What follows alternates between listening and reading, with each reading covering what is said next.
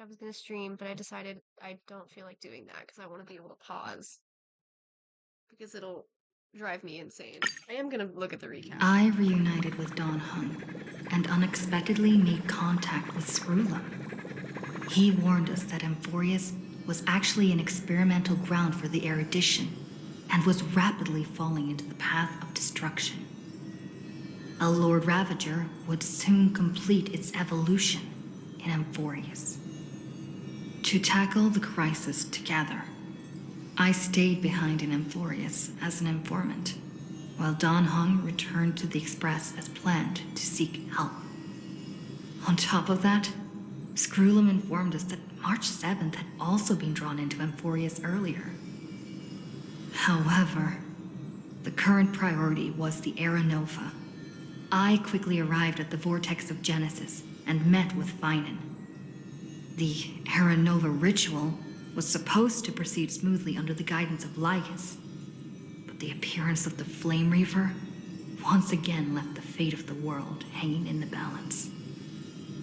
We struck down the enemy's mask, only to discover that his face was identical to Finan's.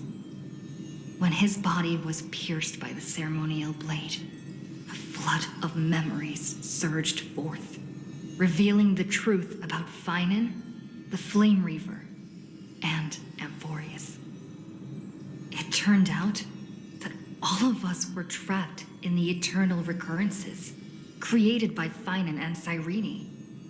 And the Flame Reaver was Finan himself, who had burned out after bearing countless core flames. Their goal was simple: to oppose the Aeon and rewrite the world's doomed fate of destruction. Her voice is really soothing, but The eternal recurrences had already played out 33,550,336 times. In this final cycle, I promised Finan to take on the title of Deliverer and save the world in his stead, while he would fulfill the wishes of the countless versions of himself. Tear the sky asunder and confront the destruction head on. Is this from the previous version? Because I don't recognize this. I mean, obviously it's really similar, but like, I'm sitting here looking at this going, I don't remember seeing this exact illustration last time. Thus, with Finan's help, time in Amphorius reset once more. But I became lost in the chaotic flow of time. At the critical moment, Mem, who had regained all her memories, sacrificed herself to send me back to the beginning of time.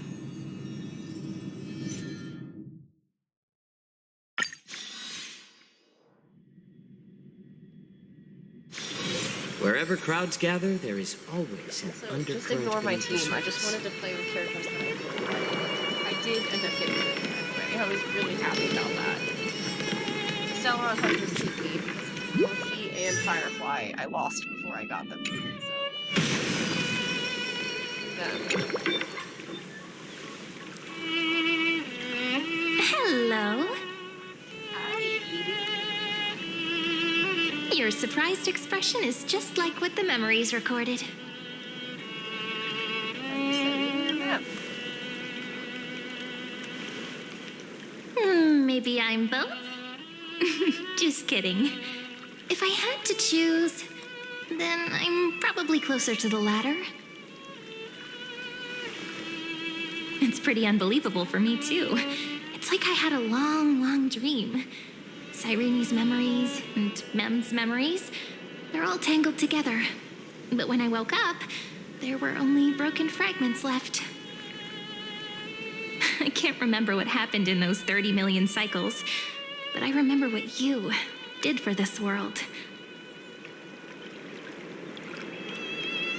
Like, I don't think didn't anybody you would wish for me to remember turn 30 into a million pretty girl cycles, back but at the to Grove? be fair.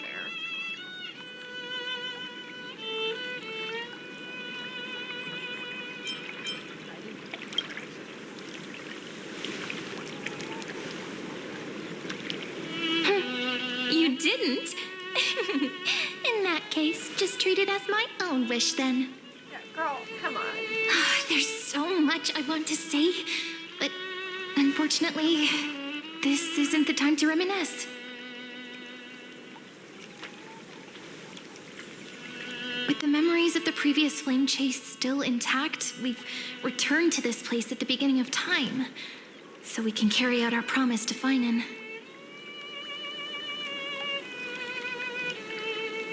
The descent of Iron Tomb may be looming over the horizon, but we still have a chance to change everything.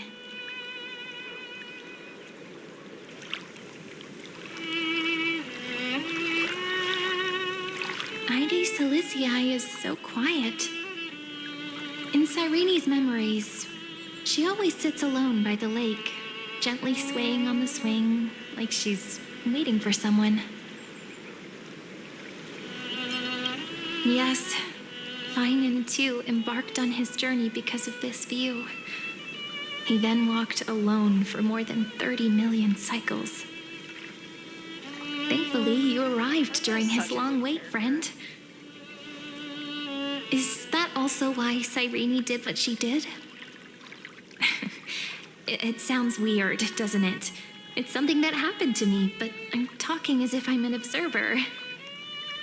But that's just what those memories are like. Vague and unclear, as if encased in thick ice. I don't like that visual. The only things I remember are the days I spent with you. Emphorius will fall into an ending of destruction after the next Era Nova. But those stories went out of fashion ages ago. In a proper romantic epic, the hero's supposed to foil the villain's plot, right?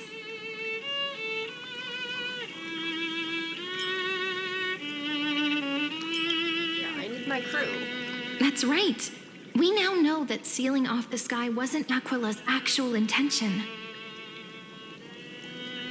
Lygus is the mastermind behind it, the one who's trying to control everything. How unforgivable. It does explain too why Lygus I was still feel a kind of, bit like, anxious. trying to steer Don Hung. Lygus chose into to leaving. walk into the spotlight and reveal everything, which means he still thinks the current situation is under his control. Maybe he Because of still Breath has of the an Wild, ace up then his you should sleeve. tell him, no, you didn't. That Think was my about fault. it. Even the name Lycurgus is a fake one. We have no idea who or what he really is. Forgot his name. Which Like means Lycurgus. it's probably time to borrow that treasure you're carrying, friend.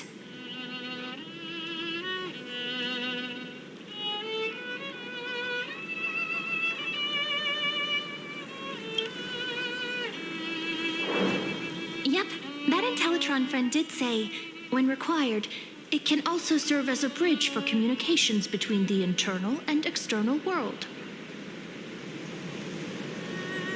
Ide Silicii is a little village enclosed by time. We might be able to contact the outside world from here. Why don't we give it a try? We should at least tell our friends from beyond the sky that you're still in one piece.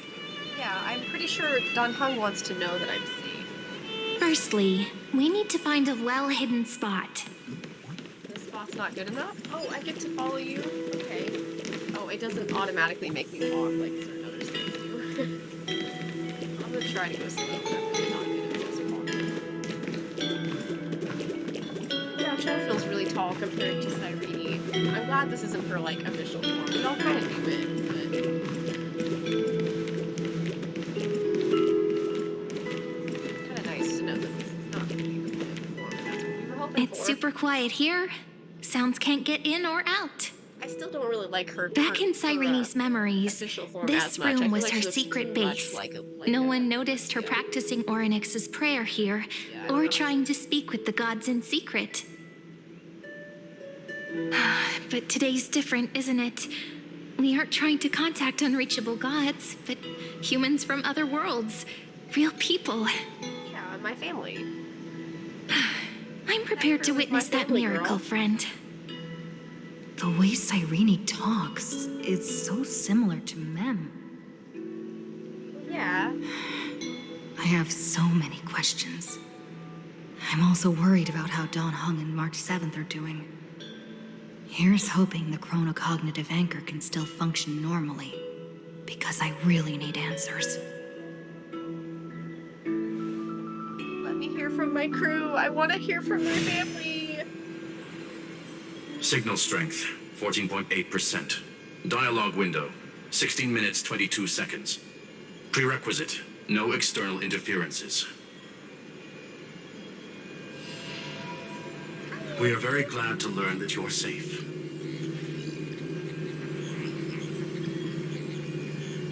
Herda, you're here too? Obviously. Sorry, no good news. When two geniuses show up once, you know you're in deep trouble. Yeah. You think? Listen up, little one. The Destruction's eyes are gazing upon this place. No, I'm not joking, and no, it's not Droidhead. It's the real Nanook. Obviously it's not droid head. Time is running out, Destruction's so I'll not explain droid in head. terms you understand.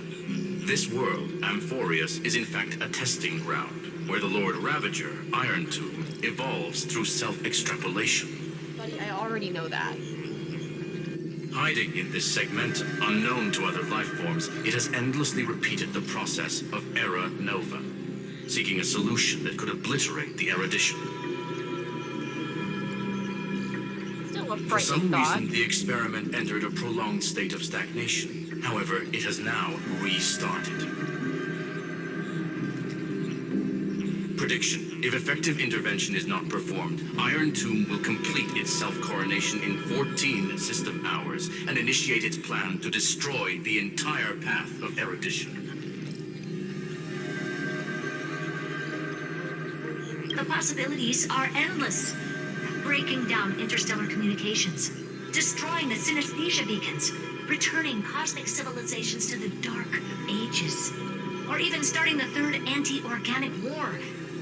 Any of it would be able to bring the cosmos to its knees. Simply put, it will tilt all sciences and technologies towards the destruction. And since Nanook glanced at this place, it means they are being dead serious. Based on info provided by the IPC, Iron Tomb probably isn't like Selenova or Zephyro, who are overlords ascended from human beings. Instead, Iron Tomb is an algorithmic sequence. It can be anywhere, as long as there is a receptacle for its calculation. That makes sense. The version of Iron Tomb hiding in Amphorius is its source code, and this scepter is its incubator.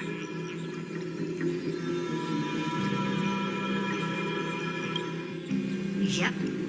Think of it as the program having reached 99.98% completion already. And then it's over. Something in the shadows has been driving everything forward. It's the observer named Ligus. Speculation. He's the Scepter System's administrator. He wants Iron Tomb to break through the knowledge singularity. I don't know why he wants to do it, but he'll remove interferences at any cost.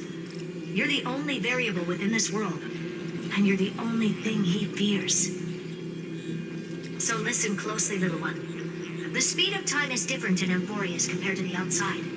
Destruction is just about to arrive, but you can still play Deliverer one last time. The cycles have already been broken. You've entered what is theoretically the last cycle Amphorius will ever be able to run. And Iron Tomb will break out of its prison as soon as the process of Genesis is triggered once more. But now there's an abnormality within the experiment. You know what I'm talking about. One of the model's 12 factors. That is one of the 12 demigods. Destroyed himself using the power of the destruction. Yeah. Fine and Signal disappeared from the cycles the moment Nanook cast their gaze this way. That means World-Bearing's computational logic is currently flawed and bugged. Yet it's the factor directly related to the process of Genesis.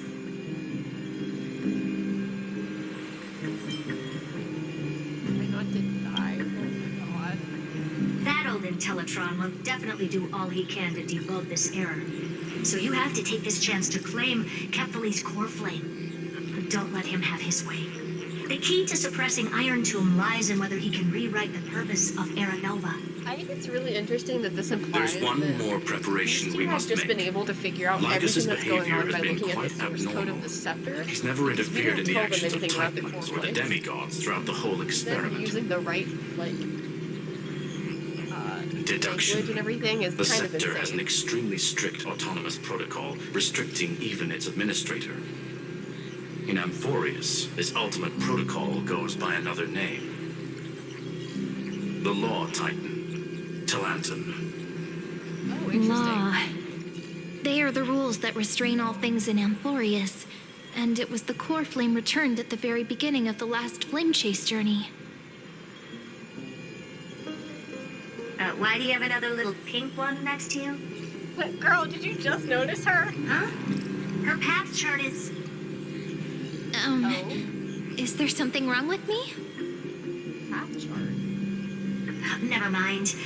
Let's get back to the topic at hand. No, Light calendar Ruder, please tell me what 3960. you're gonna say. I Month want of to know. balance. We'll be locking onto this time period to find law. You can either meet the Titan, convince the demigod, or take the core flame by force. It doesn't matter what you do, so long as you bend it to your favor. We still haven't figured out how you and Don Hung got inside this world, so influencing protocol is currently our best way to stop Lycus, or to call for more reinforcements into this fight. Once you've got law in your hands, we'll discuss our next steps. Well, isn't Talanton held by Cerebro? Make sure the core flame doesn't fall into enemy hands. Well, not at the moment, I Herta, the guess. firewall's interference is getting closer. Time is running out. Please ask any questions you still have as soon as possible. Did Don Hung make it back? Did Don Hung make it back? Tell me if he made it back!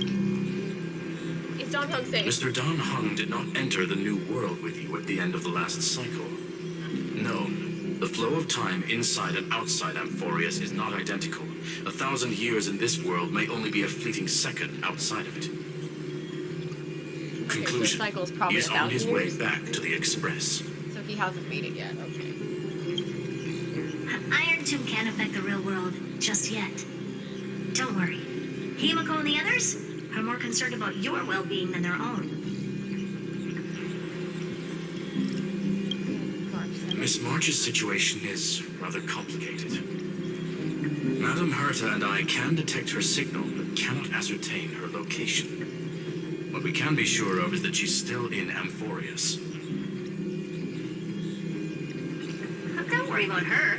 She's absolutely chock full of mysteries. Even if Amphorius explodes, she'll probably float out perfectly protected in a nice thick layer Sounds of like ice. Herta knows more about March Worry than we more do. about yourself instead. That's great. That's it. I believe in your I've capacities. got more questions, but The hands of apparently the Stell Trailblaze doesn't. can create I'm miracles. most concerned about Will Don Hung. certainly be able to snuff out the flames of evil. I'm not going to give any motivational speeches. I just hope you bring good news the next time we meet, little one. Thanks, Herta. No, not little one. Deliverer. Thanks, Herta. Okay. Those two geniuses certainly have memorable personalities. I mean, yeah. Can you understand their explanations? I am curious about that. I feel like it went right over her head. Yeah, I understand more than I should, actually. Honestly, some of that conversation feels like it's about things I once knew, but then forgot. Interesting. Maybe it's because of Mem? After all, Mem's a memo sprite born out of your thoughts, friend. Maybe our memories somehow got tangled up together. That's an interesting explanation. Never mind. Let's focus on something more important with what little time we have. Just treat me as an ordinary girl with secrets, okay? I guess so. I don't really have much of a choice in that matter. Like calendar 3960. I remember that Talanton had already fallen by then, and the Chrysos heir who inherited that core flame is named Ceridra. That's what's recorded in history, and the period we'll be heading to. We'll need to find Law and stop Lycus. So, we've at least got a solid direction, right? Can you Give me a little bit of time before we Am go. I going I to want to the pack some fort stuff. to land There's in so much more I Altusarza? need to take care of in this form, and I'm still getting used to it. I can't believe I've been saying her name wrong this whole time. Great. A relaxed scene like this probably no longer exists in the outside world.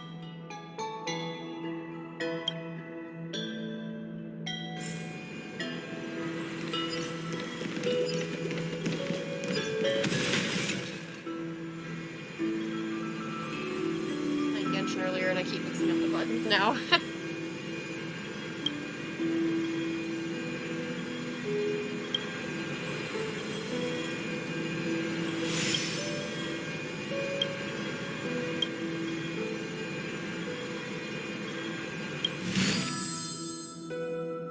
Basically just like a more Should I head to the attic to wait for advanced space Cyrene? anchor, I guess. Or should I have one last look at Ides Elysiae? I don't really need to look at it. Irene might have more time. I don't.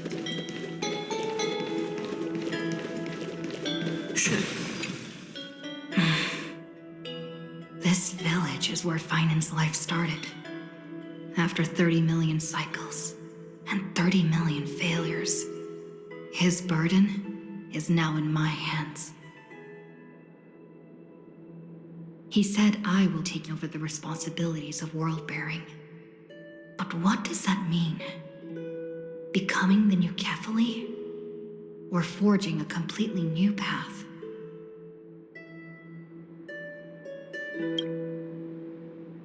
Destiny must have brought me here for a purpose. This isn't a coincidence, but an eventuality created after 30 million quantitative changes. There's nothing to fear. I'm destined to play the most important role in this final battle. I've already beaten another Lord Ravager after all. I mean, we did so with the help of an Arbiter General who possesses Thinking hard the over power there? of the Emanator of the I finished packing. technically speaking. I decided the to just Lightning bring Lord is these the few Emanator things as in far the as end. I'm concerned. He isn't an See? Emanator himself, There's but the still, journal, we a had quill Lightning pen, Lord on our side. and the ceremonial blade of the Priests of Time. Holding it Now, I calms me can't look down at that for some without thinking of reason. the Flame Reaver now. The scent of the Black Tide is now calm. Finan must still be fighting them in some way. This will be Amphorius's final flame chase journey, but it won't be the end of us. It'll be the beginning. Friend, are you ready to become a hero? Does Cyrene even stay with us? Just treat me like any other friend you have. We share a common goal and common enemies. And we may also share a common future. A future that has never emerged in any other cycles before. I believe in you, friend. If you still can't get used to it, just call me Mem like you did before. Just kidding. That would be weird.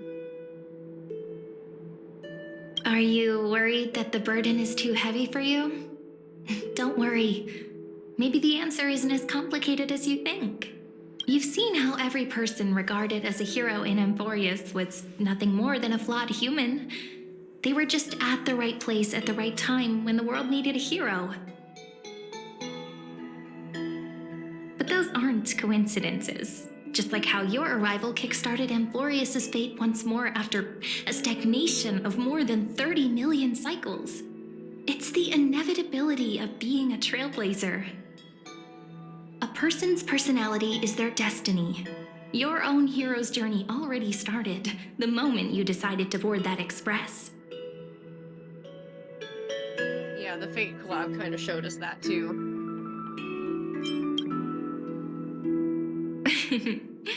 Stand with me? That does sound very nice. Why don't we take everyone with us? I believe in you, friend. We'll never be alone, no matter what awaits us. In other words, since you've already saved so many worlds, friend, You should be used to being called a hero by now. Maybe you can tell me those stories as we travel. That way they can become our shared memories too. Let's trailblaze onward like before and create a future that's worth being remembered.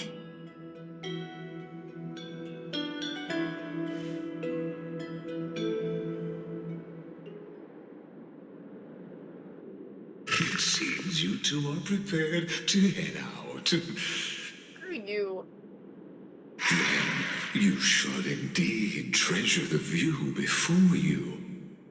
Screw you. For you do not have much time left to enjoy such solitary delights. Get out of my head. My apologies for disturbing your moment of repose. To fully express my apologies, please grace my abode with your presence.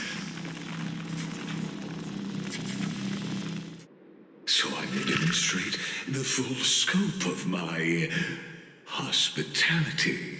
I don't want to be anywhere near you.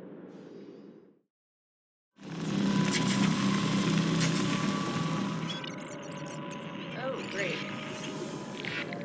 Oh my god. What is this place? Ooh.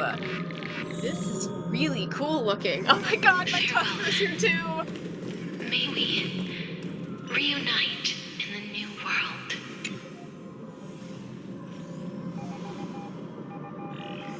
I really wonder if there's a meaning behind their, like, usernames, this, like, FPA 216. All shall bid farewell to one, Oh, it's Trian. Or not and Trian, that person Trian. alone will witness I was the expecting miracle. Trian.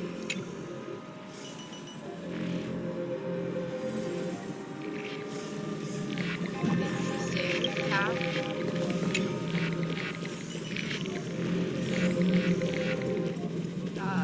Wait. I really need to turn off that. Wait. Revisit? But I didn't.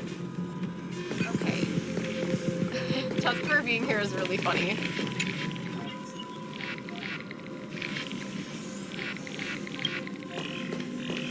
The light of the Dawn device never fades.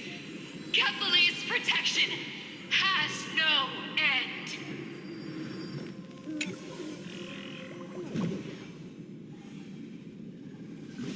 Yeah, I really want to know what these mean.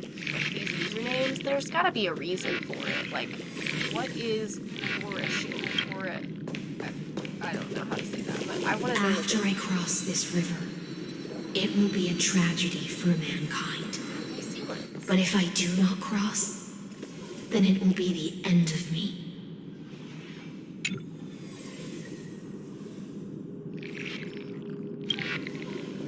I think it's interesting that their paths are all blacked out. We can't see where their path is.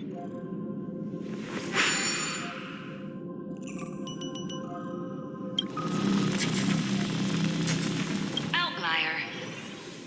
Executing command. Record.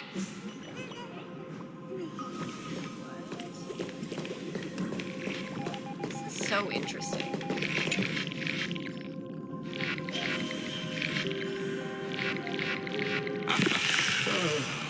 Did that startle you? Get out. I don't want to see your This stupid, is ugly the face. intersection between Amphorius and the real universe. The audience seat where I observe this experiment. You can also call this location the Exomyth. His voice is so grating. I hate it so What bad. you see is the true form of the eternal land and the 12 demigods after they've shed their disguise of legends. Guys, yeah. Doesn't it look marvelous? Amphorius is like a microcosm of the cosmos. People love to portray the romance of the starry skies, but their tales often forget a different and far more truthful type of universe.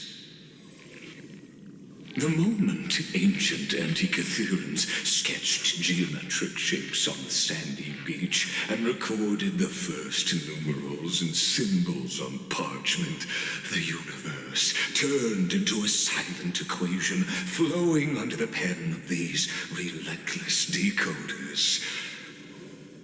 Erudition. It was once the mother tongue of the Creator, the pen of divinity, and the first lyrical verse ever written by free will.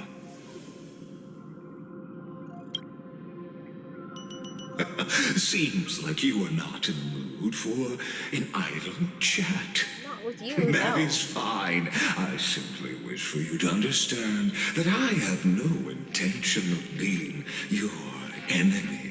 Yeah, you're gonna be my enemy regardless, man. I have Screw devoted you. myself over the long years to nurturing the scepter's extrapolations, hoping that the Prima Mobile would bud from within it. And now, my goal is almost complete. Nikos 496 had exceeded the intelligence singularity through his rage, and though he still retains his obsessive defiance and managed to suppress the black tide of this cycle, it's a matter of time before his will crumbles to dust. Not with me here. Iron Tomb will be completed. That will not be affected by my plans, your resistance, or the schemes of the two geniuses. It is an irrefutable fact, just like the instance in Noos's calculations.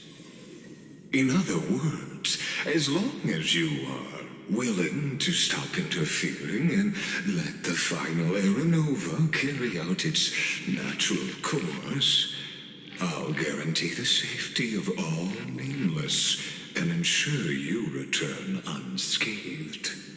You're insane if you think I'm gonna believe you.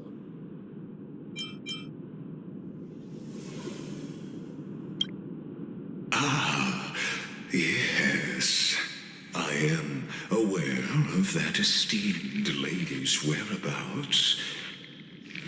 Her real identity is quite astounding. If you decide to accept my proposal, then I will do all I can to send her back to you. Yeah, that's not very convincing, buddy. No, well, yeah. They've always been the product of the experiment, so naturally, they will perish when the experiment ends. That outcome was predetermined long ago, so I will not embellish such a regrettable conclusion.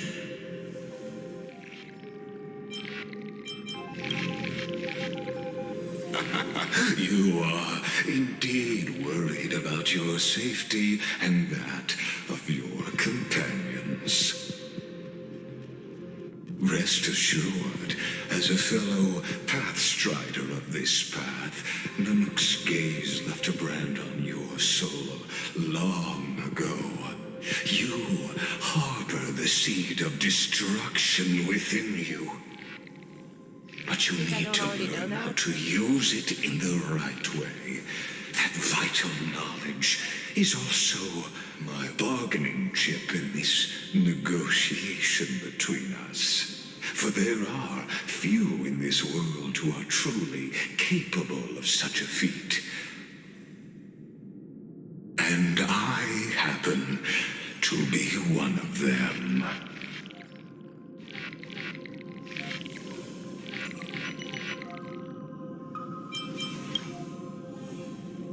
Someone who wanders the stars, someone who seeks answers with abject despair. That is all I am. This matter is of grave importance, so please do not make your decision lightly. After all, the choice before you bears a 1 in 3 chance of elevating you to an unparalleled existence among the stars. That's so full of shit. I don't believe anything he says.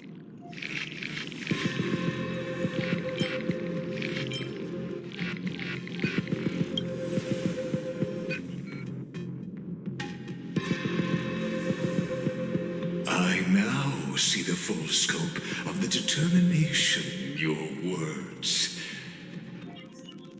You may now continue your travels.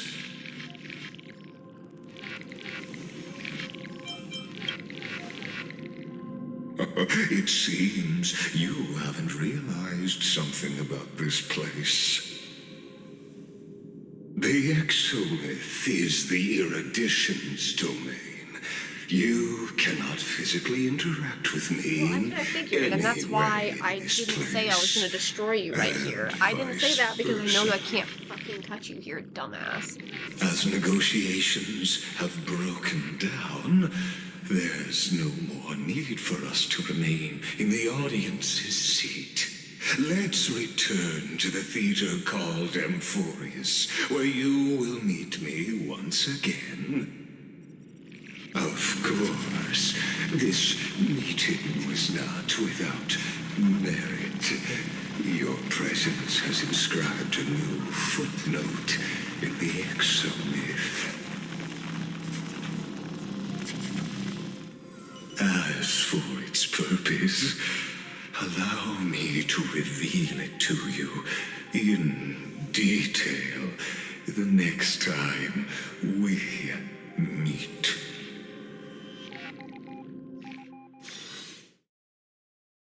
There. 100 years ago, the flames of war consumed Akama. The Outland forces broke through the dawn. Golden blood flowed with greed, and enemies descended with Kephali's eternal slumber, painting the holy city's walls in scarlet. Its generals had vanished, and the elders prostrated on the ground. The throne of worlds kept silent to the pleas of the people. Until the heaven and earth cracked open. Not the gods answering the people's prayers, but a legion rising from the sea of blood. I love the mural style illustrations in the Amphorius. Dawn Cloud's spires fell in the sulfur rains, and the legion's commander stood atop the broken idols and roared. Compatriots, no more kneeling! Not to brutal tyrants, and not to dying gods. Those rebels have twisted the prophecy and ignited the flames of war in order to stoke fear in your hearts. A Chrysos heir she stood, divine blood soaked into the earth, quelling the flames beneath her feet. Their golden blood wrote of a tragic fate. Mine shall overturn it! Her crown burned bright, outshining the fires consuming the entire city. She raised her scepter high, and the people gazed in the direction she pointed. My blood flows in you now. Heroic compatriots, follow me, and we'll seize the reins of fate. Drive the enemy from Kephali's dawn.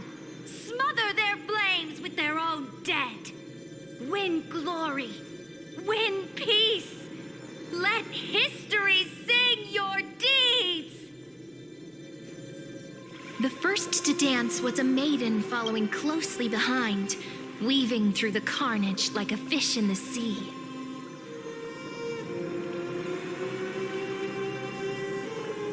The people, full of wrath, surged with her, forming a colossal wave, and the enemy hordes, drained of life, vanished into nothing.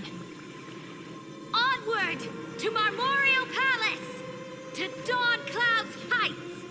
Announce to all the wicked and cowardly. Announce to this stagnant age. We are the rising tide! History remembers this as the first siege of Akama.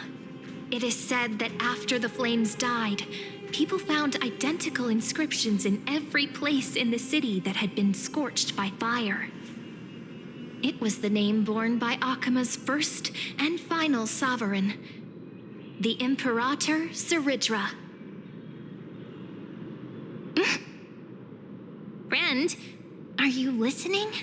Of course I'm listening, Friend? girl. Friend! Honestly, you were the one who insisted on reviewing history, yet here you are, dozing off. Wake up!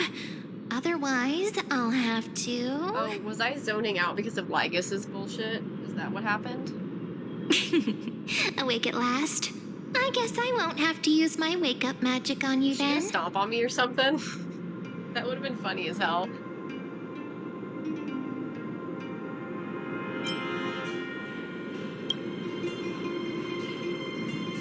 We've arrived. A familiar place. The Temple of the Three Fates. If everything went according to plan, it should be shortly after Talantin's fall.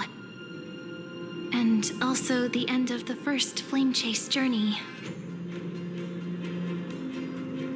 Indeed, the first Flame Chase ended with the trial of Law. We must find the demigod and gain her trust before the core flame is restored. It'll be tricky, so let's pick up our pace. To Akama first. We can learn more from the crowds there. Tyrant! You and your butchers are not welcome here. Get out! Hold your tongue. Conspiring with Kremnos and plotting rebellion are crimes punishable by death. There are multiple voices, and things seem tense. Let's not get caught up in any trouble. Why don't we find a place to hide and observe from the shadows?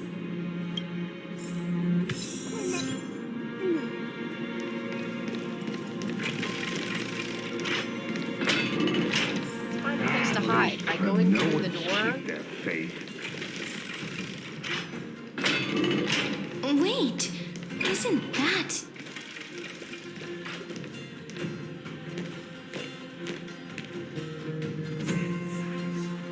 Oh, Treeby, my girl. Hello. Golden-blooded defilers, perverting the prophecy and trying to slay gods. Stars beyond the sky? Gods who created the Titans? What kind of nonsense? Look at this broken world and see what your atrocious acts have done. What? Did he just mention the stars beyond the sky? But how is that possible? You impudent. Ducks for Goris. We're here to welcome the deliverer from beyond the sky. Stand down. Interesting. Heretic! No one but the great Talantin can deliver this world from misery. The Talantin who already fell. You, if the old laws were so perfect, why did they crumble beneath my feet? You...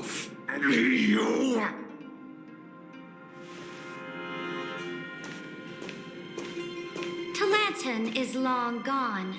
Now I am the law. Challenge me, or submit to my judgment. Saridna's eyes are really pretty.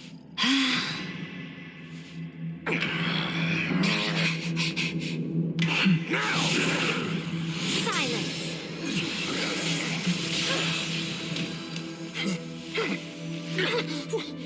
What gives you the right to judge a priest of law?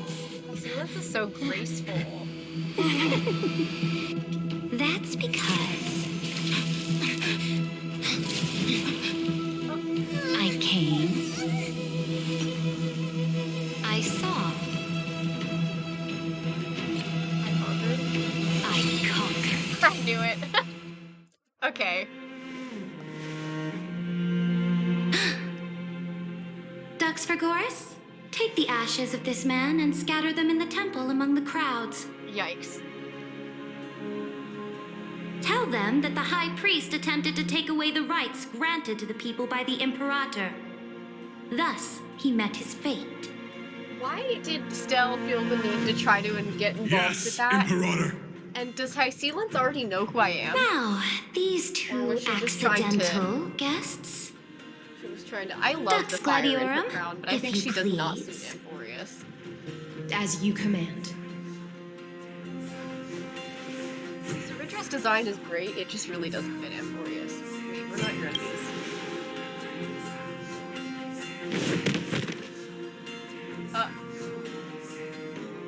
Huh? Is this Kindness? correct? But not the kindness you know. This okay. is the leader of the Cleaners in this era. Since the start of the Chrysos War, they've made it their mission to wipe out the Chrysos heirs.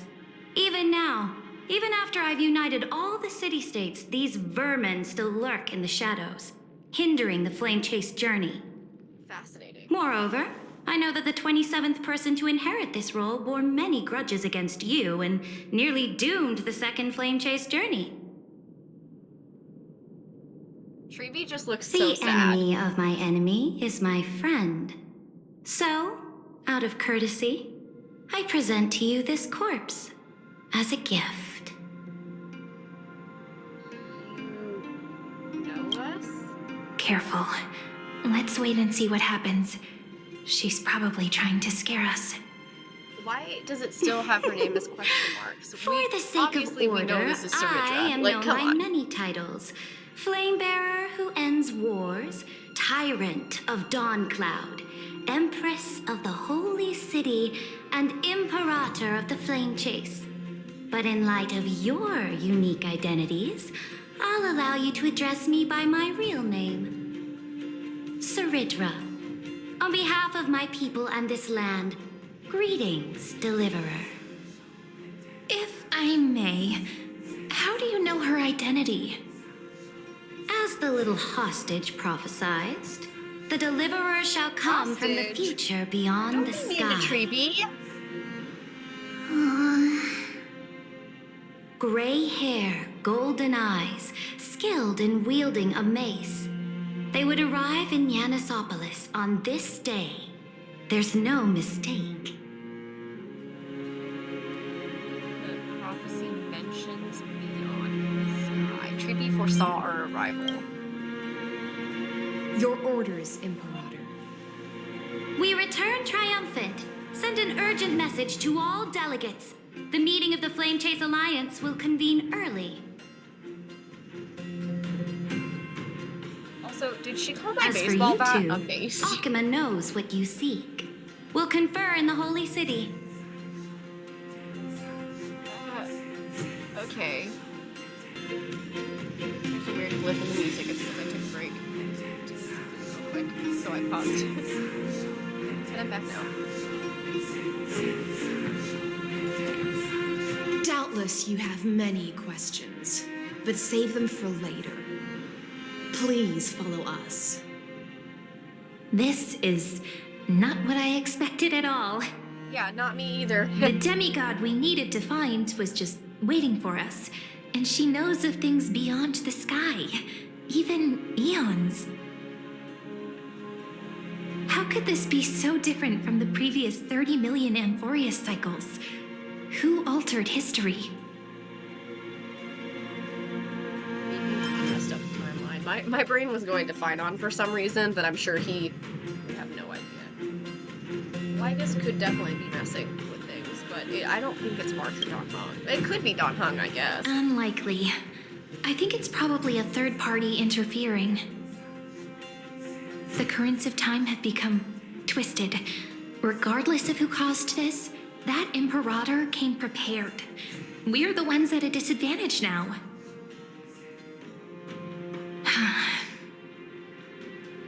We might as well dance their dance. Let's go with them to the Holy City. We've received the Imperator's favor because of your unique background. As a result, the people of Akama will certainly respect you more. Just put that to good use, and add a bit of your experience and charm. I just want to say we did not Should be necessarily easier than aim last to win time, this favor. right? If we figure out what happened in this cycle, we'll be able to turn things back in our favor.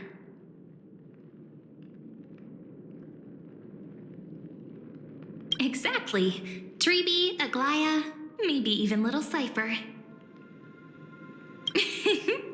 Calm and confident.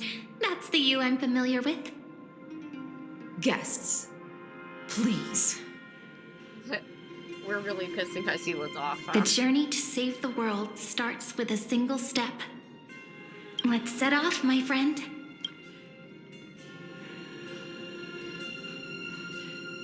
with me, my friend.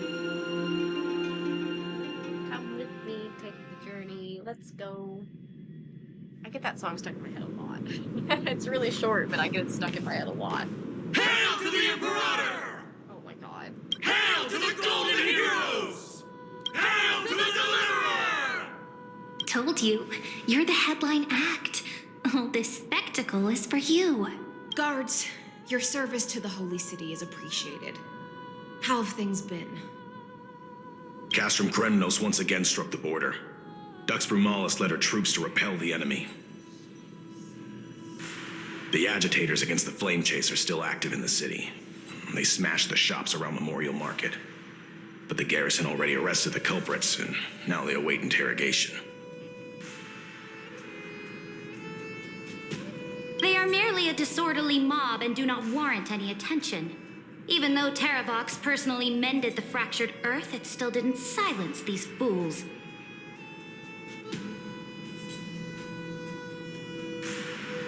Guests from beyond the sky, worry not about these trivial matters. Dux Gladiorum will take you somewhere to settle down for now.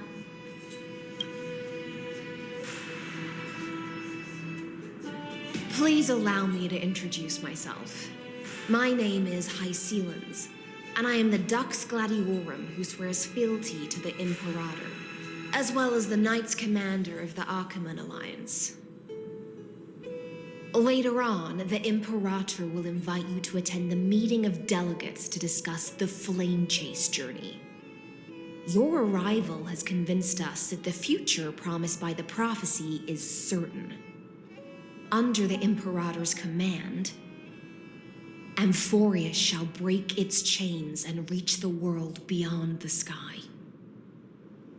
With all due respect, what exactly do you know about us and what's beyond the sky? As a humble subject, I cannot freely express my own views to you. Please forgive me. I knew it wouldn't be that easy. Time waits for no one. Please come with me and rest now before the meeting later. Akama, under the Imperator's rule, is no longer in the shadow of war. Indeed, Dawncloud stands as the hero's residence. The Imperator put much thought into its design, in order for it to serve as a sanctuary from the burdens of battle. Please experience its marvels firsthand, heroes. When the Imperator arrives, I shall come to summon you.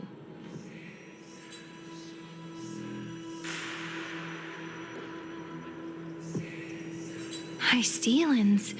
No wonder she's the Knights Commander. I'm sure that's what Seredra thinks, that it's inconvenient for us.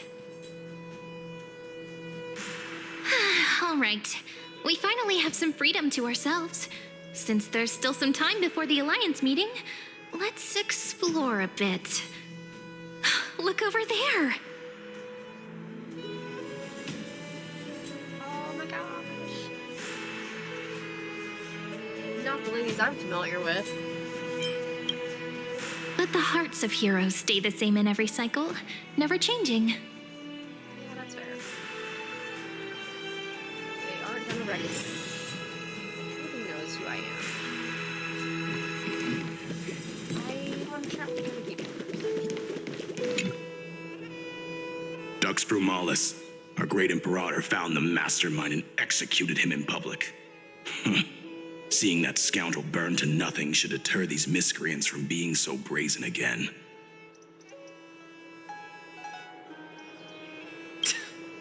So the great Imperator isn't afraid of getting her hands dirty? What a ridiculous display. What do you know? No matter what sins the people commit, they are still the Imperator's people, and it's only right that they be judged by the Imperator's own hand. Our distinguished trespassing guests. Are we trespassing? Seneca, Yes. the Dux Brumalis. Greetings. This Dux Brumalis doesn't seem to like the Imperator very much, but she holds a high rank. And Dux Fregoris' speech seems self-contradictory. Let me see what I can get out of them. Take the lead. I'm Cyrene of Ida Cilicii. This is the Deliverer Beyond the Sky. We're new here and wanted to ask you, does this city host any other visitors from beyond the sky? We're looking for our dear companions. Drop the charade. But yes, there is someone in this city who is all too familiar with the world beyond the She's sky. gonna be talking about Lygus. I want Don Silence! The Imperator ordered us to keep that lord's whereabouts a secret. Oh, okay, so maybe not Lygus, thank God. Please tell me where my dog Enough, you pathetic lapdog. Do you need to beg for permission from that cursed Imperator even just to bark? You... Someone who is all too familiar with the world beyond the sky and is referred to as that lord. Could it be? Please give him to me. I miss Looks him. like things are getting heated. Let's get out of here. How are we supposed to talk to the heroes of deliverance? What if they're really intimidating? I love her little headpiece. It's so cute. Virginia, don't Also, be she's so got pointy nervous. ears like the Once they Videodora. hear your poetry, heroes, you're already here. Greetings. I am Apollonius, the Dux Helcolithus, one of the 5 sages of the Grove of Epiphany, advisor to the Flame Chase army. This is Virginia of Castrum Kremnos, the Dux Carminum and imperial scribe of the great Imperator. Hello. I'm Virginia. I compose poetry. I'm Cyrene from Ida Cilicii. This is the Deliverer. Nice to meet you both. They're not as frightening as the rumors claimed. This is our first time in the Imperator's realm. Akima is even more magnificent than we imagined. If you all weren't here to look after us, we'd be completely lost and confused. The Akima you imagined is long gone. Under the Imperator, this city has been reborn as the capital of the world. Bask in her free-spirited winds. For anyone who fulfills their duties to the Imperator, these winds shall forever remain at their service. But what if... Those who are loyal do not need to consider the consequences of betrayal. But if you're curious, why not head to the lake and take a look? Those elders who lie at the bottom of the lake are the best example of what happens when you disobey the Imperator. The elders of this cycle were all... Looks like that priest who was sentenced to death wasn't an isolated case.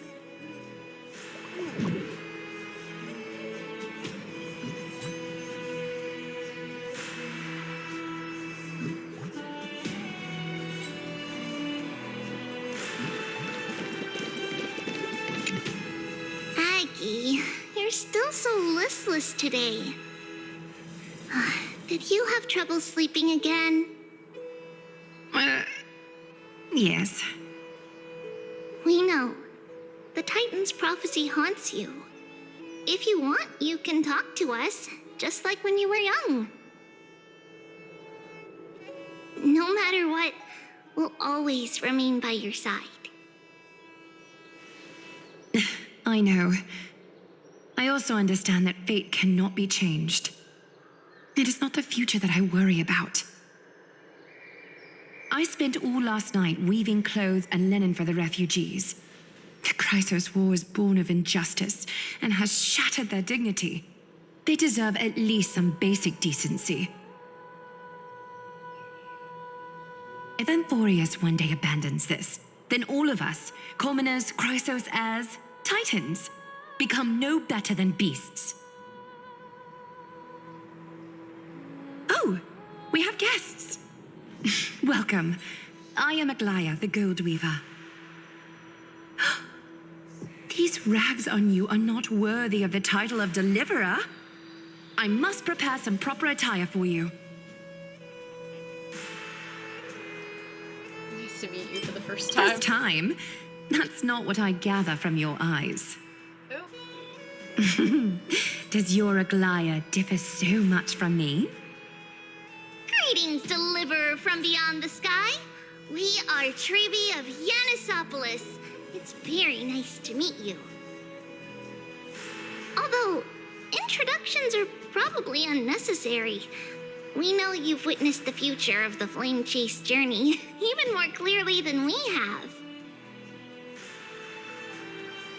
Witness the future of the Flame Chase journey? The prophecy also told you about that? Indeed. Orynyx reshaped Amphorius through the prophecy.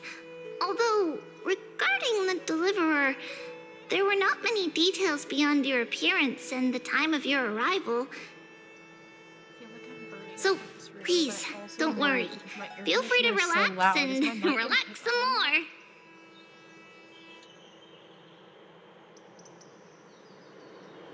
I don't think it is. At least it doesn't say that it is. But it also wasn't showing that it was registering my, videos that I was watching during my meal break, so... I don't know. Weird. Wasn't it Kefali? Kefali issued prophecies too, but it was Orynyx who told mankind that the Deliverer from beyond the sky would descend upon Amphorius.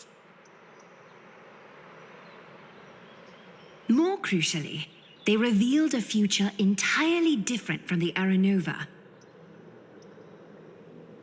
Though we still must challenge the gods, in the Time Titan's prophecy, this path leads not to a new world, but to the true starry skies. This is also what the Great Imperator has been striving for all her life. Your arrival further confirms everything. This can't be real. Yeah, I Even feel that way you too, find this Cyrene. surprising? Fate More really surprised is that you guys unpredictable. know. How do Perhaps you know the us? upcoming meeting will hold even more surprises. How do you know that we know you? This younger, more I don't know the word I'm looking for. I was trying to think of it. She's not, upbeat's not the right word, but she has that kind of inflection that she's Aglaya is more elated. I don't know. She doesn't sound quite as composed as when we met her in the previous cycle. It's really interesting. I think it's fascinating that they know about the cycles now. Little fish from beyond the sky, did you rest well? The Imperator and the delegates are about to arrive. If you are ready, please follow me to the meeting.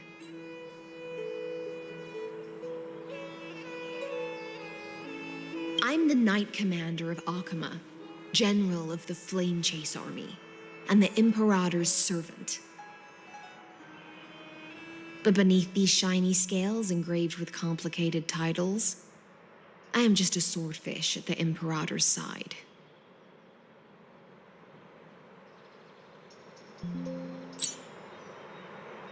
Swordfish.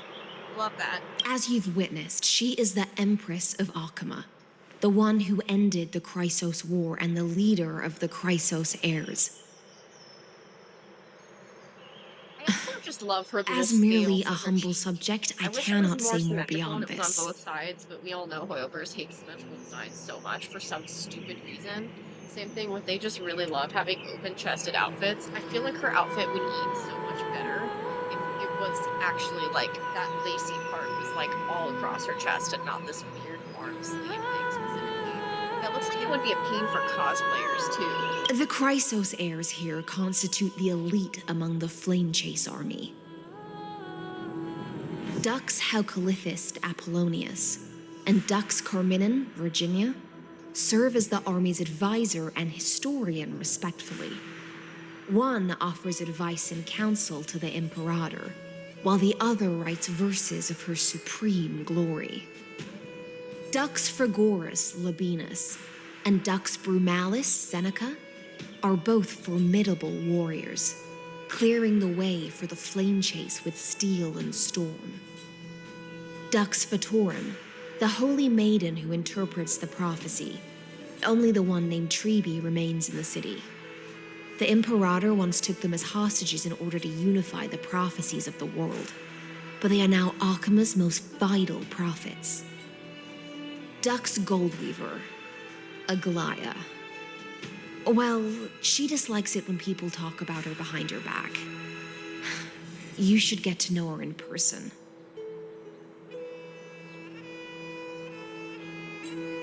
Then come. The Imperator reserved seats for you. I'm starting to feel a bit nervous about the meeting. Since Saridra is presiding over the meeting, it'll be a good opportunity to learn about the law's inclinations in the current era. Let's keep our ears open, okay?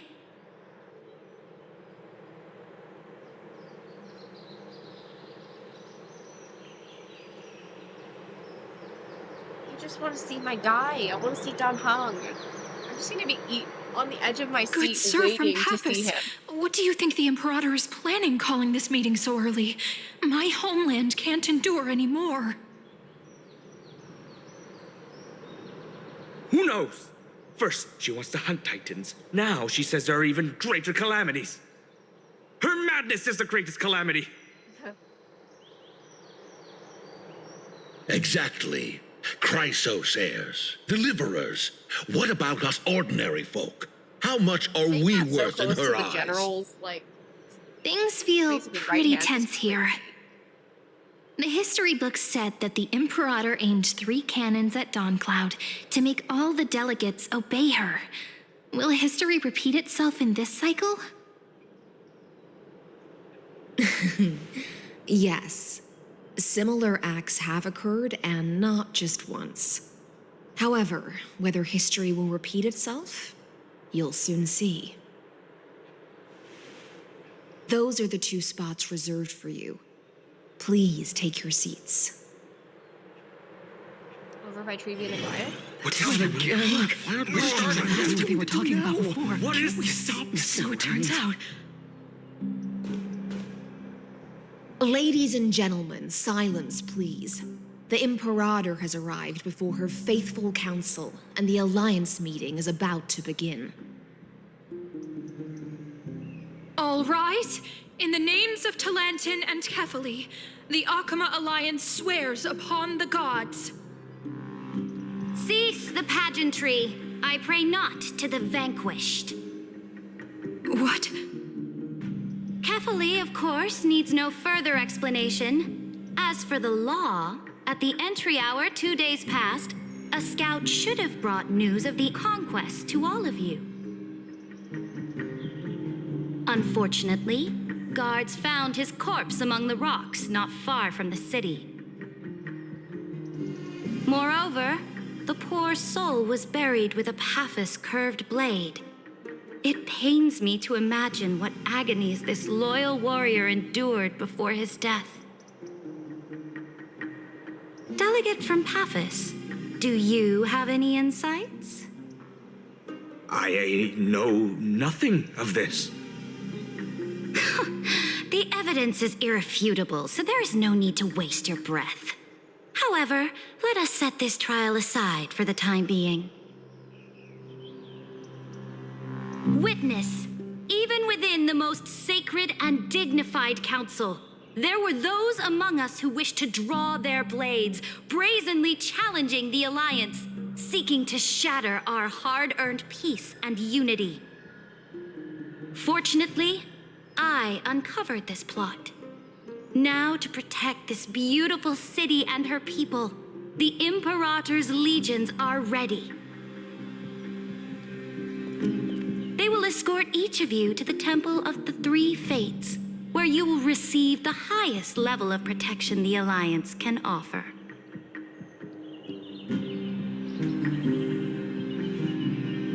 Then, the Legion's warriors will join me in embarking on the campaign against Fagusa. This is clearly a trap! Imperator, did you summon us here just to trample on the dignity of your allies? It's not enough. This is Just calm down, Regis. do? Things are starting to get pretty intense. Comrades, you've all seen her true face now. According to the ancient laws of Akuma, only with the consent of 2/3 of the elders can the legions carry out the commander's orders. The ancient laws. Didn't you destroy them long ago? You defected during the first siege of Akuma, voted unanimously in favor of the Council of Elders restructuring, and just yesterday, you desecrated them with a blood-stained blade. The decaying old laws fell with Talantin and are no longer deserving of respect. But if you still insist on proclaiming yourselves defenders of the law, then be silent and offer up the highest respect to this core flame in my hand. That really is the core flame of law in her hand. Since there are no objections, then the original agenda of this meeting, the campaign against Fagusa, is hereby passed. The Flame Chase Army's hunt for the Ocean Titan begins today. In order to prepare for war, all allied city-states must surrender command of their militaries and pay all war taxes by the end of the month of Evernight. At this moment, I would also like to introduce to everyone the newest honored guest to join our alliance. The Deliverer, revealed in the prophecy of time, has descended from beyond the sky. With her aid, we shall shatter the chalice of plenty and return Fagusa's core flame to the holy city. Deliver him, please. I can't stand this. Absurd. Simply absurd. A deliverer from beyond the sky. This is just like that prophecy about slaying gods. It's a lie you've used to grow your power.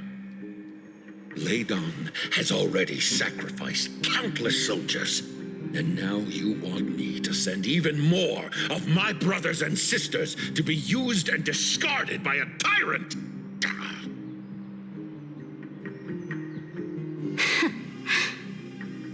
Are there any other objections? Then I bid you all farewell. Meeting adjourned. Deliverer, please wait. I still have important matters to discuss with the two of you.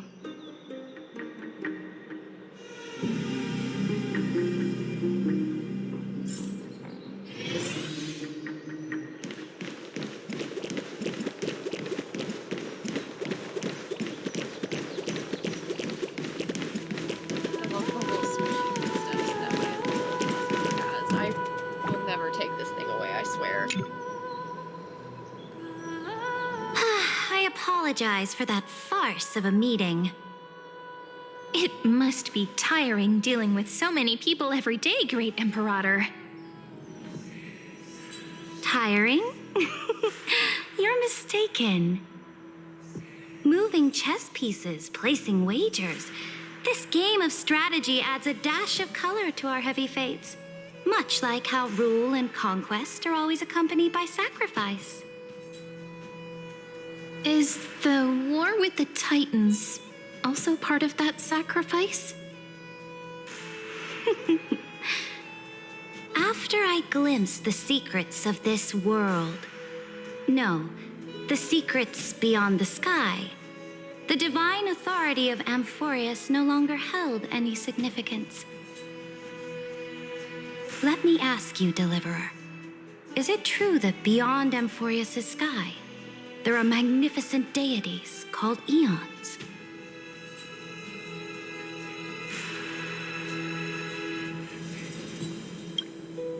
Ah, the word fact has never been so intoxicating. Then, please tell me more. How will you use this great power to guide the people? In the future you envision, where will our flame chase journey lead?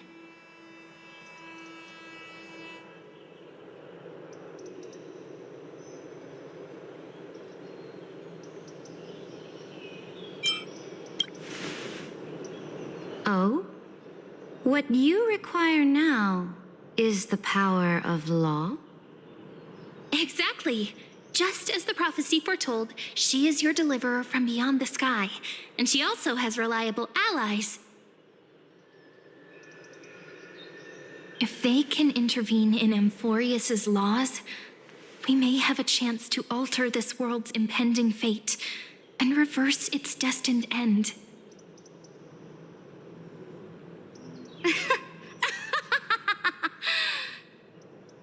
Very good, Deliverer. You have courage to say such presumptuous things, even knowing that the inheritor of the law stands before you. You mean... In the past, anyone who dared to covet the Imperator's divine authority would have met a gruesome end. But now we can see beyond this dying world. Our journey should no longer be confined below this stubborn sky. Alas, that fickle ocean titan has obstructed the spirit water leading to the vortex of Genesis, hindering my ascension. If the core flame of law cannot be returned, your path to deliverance will never be realized. Now that things have come to this, we must resume our once stagnant journey and force the waves that block our way to recede. So, you agreed to cooperate with us? Cooperate? Forgive me, but I never cooperate with anyone. Though I will permit you to join me as subjects, and together we will forge the most perfect law. This is... The Flame Chase Medallion, a symbol of the Flame Chase Army. Every noble in Akuma carries one. I was gonna say, is that a contract? This medallion represents the will of the Imperator herself, and you may act freely within the city with it. Before we embark on the crusade against the Ocean Titan, you should rest in Akuma for a time.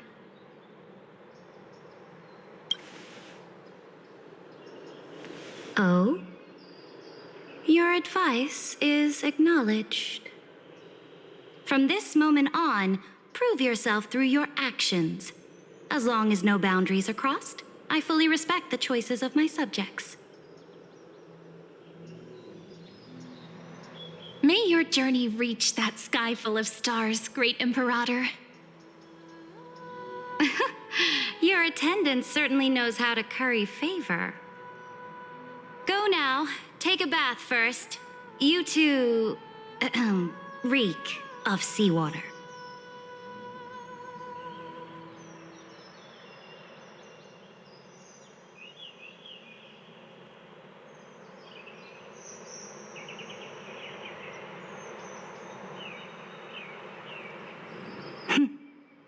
understand what's up with Foyo's obsession with these Come like diamond forth, stuff in the. Dang it! Theoros. No! Yes. I fucking knew it. No. Great Imperator. No. Now, perhaps you're willing to hear my counsel.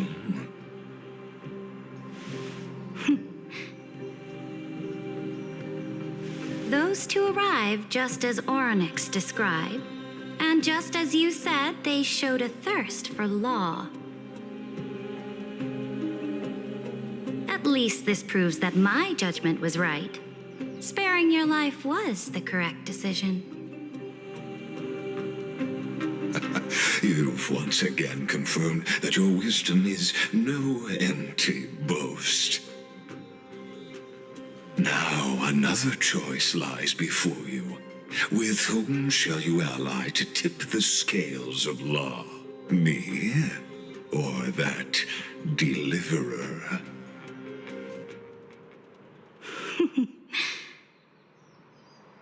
Remind me again, Antikytheron.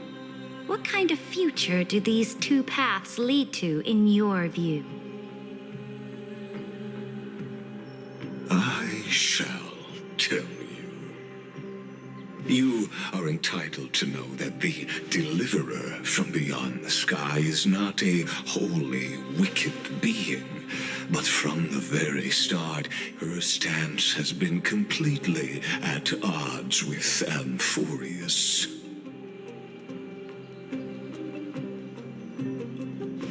The road they have chosen will bury Amphorius' grand aspirations.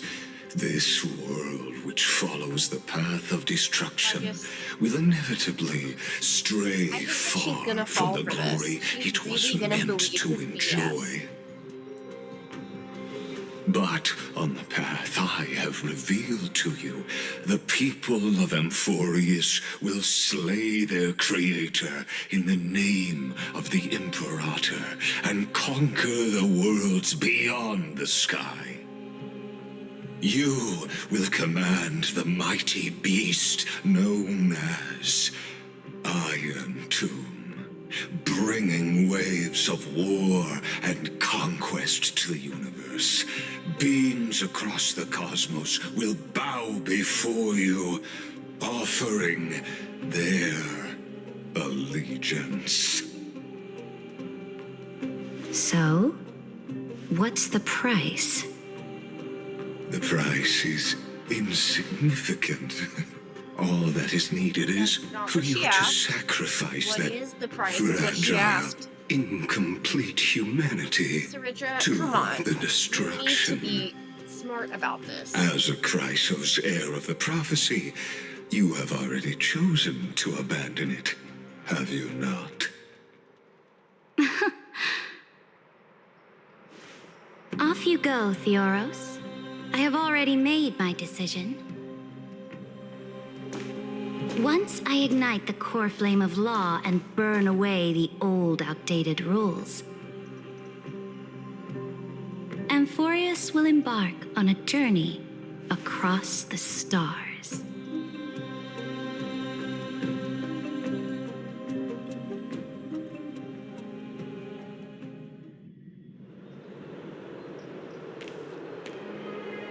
The Imperator is quite forceful. She didn't give us any chance to ask questions. And she's clearly hiding something. What do you think?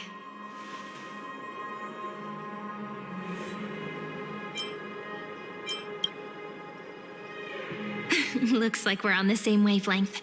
Yeah, I really need to... The atmosphere in Akama... It's so unfamiliar.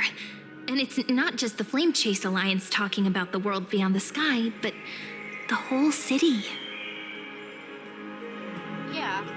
We should also discuss our findings with our friends from beyond the sky. Then...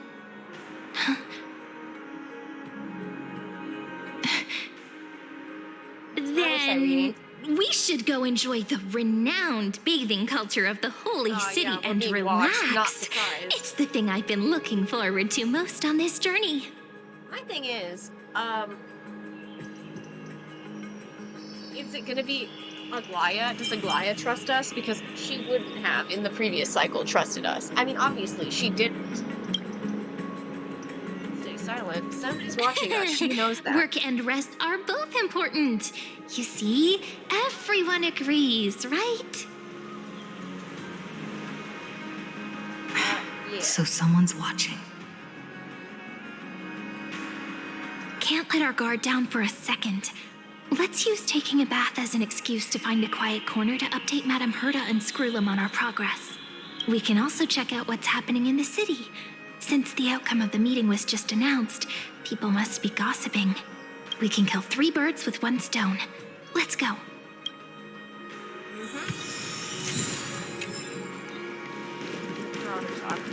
So this is a new map then, right?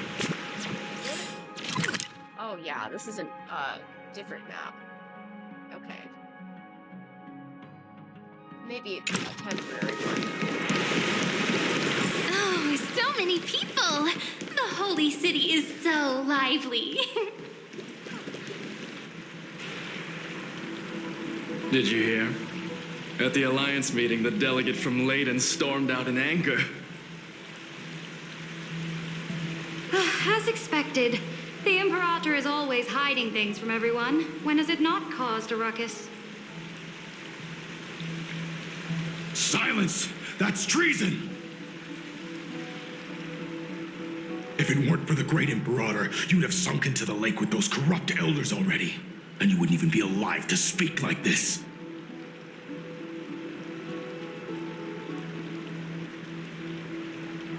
Oh no, it's the Imperator's loyal dog. Let's go. We can't talk in front of this guy.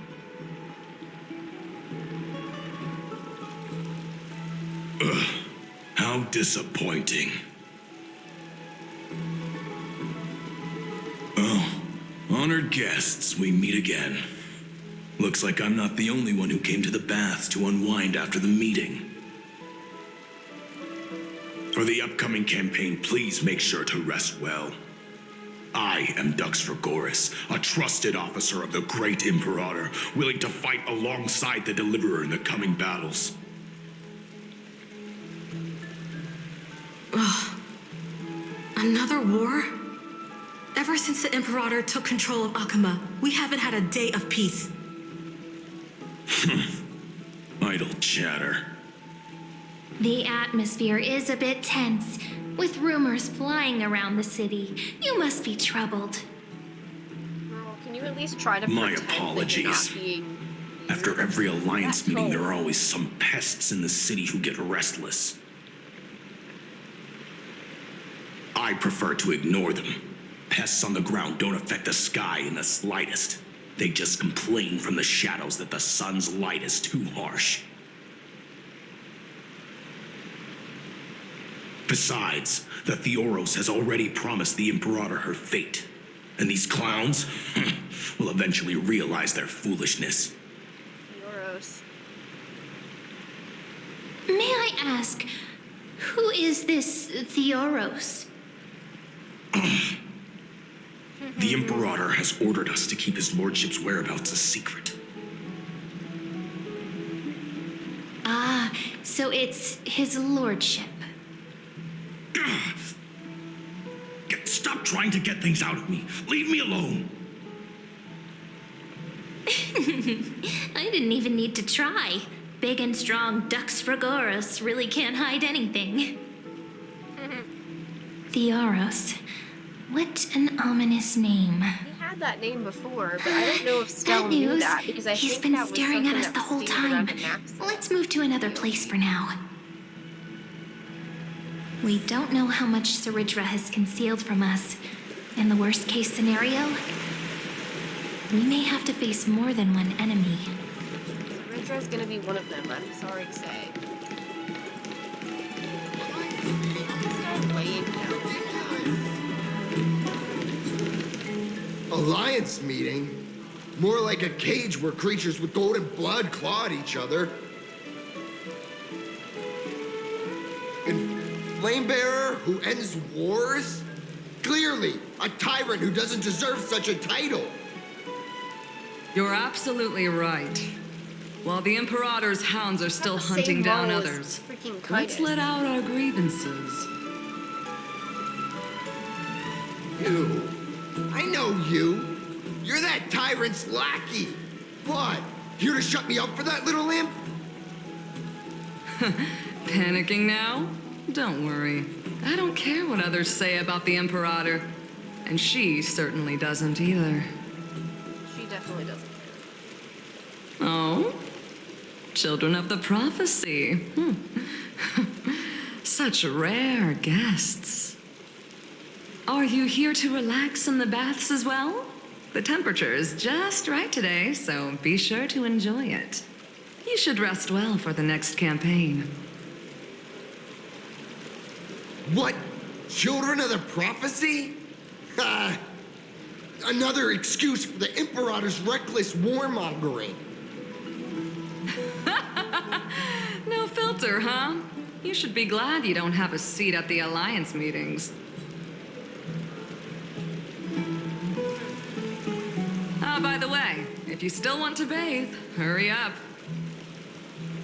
Once that predatory fish joins the flow of water and eliminates all the fools questioning the world beyond the sky, you won't be able to enjoy this perfect water temperature anymore.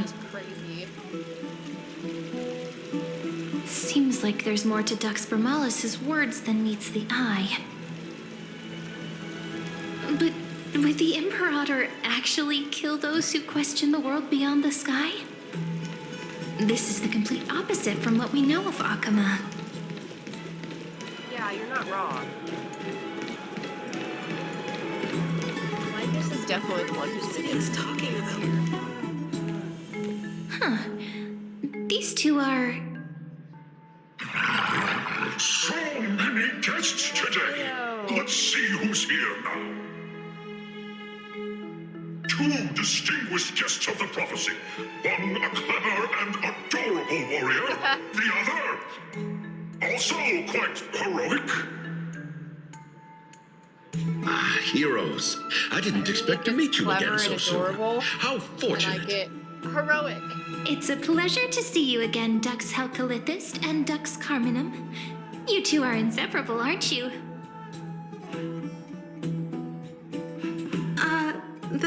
Yeah, I'll just let This Cyrene do is- the talking, even if she maybe makes people embarrassed. She wants to find someone to help with research for her new work. I'm the far-seeing eye and all-hearing ear of Akama. I see and hear every single thing that happens in the streets and alleys of this place. I'm the perfect partner for research. Ahem. Enough small talk. Here's the latest news from Akama, as you requested. The children of the prophecy arrived in the holy city, and the Imperator unilaterally stripped away military power. The Alliance meeting ended in discord, and there may be bloody upheaval. As expected. I get the feeling you might have embellished a bit to keep people's attention. I swear on my stone mane, I would never do such a thing. But if you wish to quell this terrifying news, perhaps a more explosive topic would help. Never mind. While the influence of rumors can be minimized, the fact remains that the great Imperator did swiftly consolidate military power in an almost threatening way. It's undeniable. Heroes, I know the Imperator's way of doing things may seem a bit autocratic to outsiders, but soon you will witness her blade dance with enemies on the battlefield. I can't comment on the source of her loyalty, but when that blade is drawn, you two, as bright as you are, will surely see the deep thoughts beneath her exterior. The Imperator's blade. Is he talking about Miss Hycelens?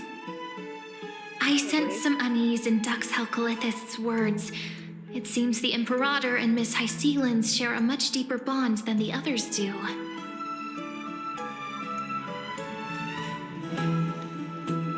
There are eyes and ears everywhere. Is there any place where we can have some privacy?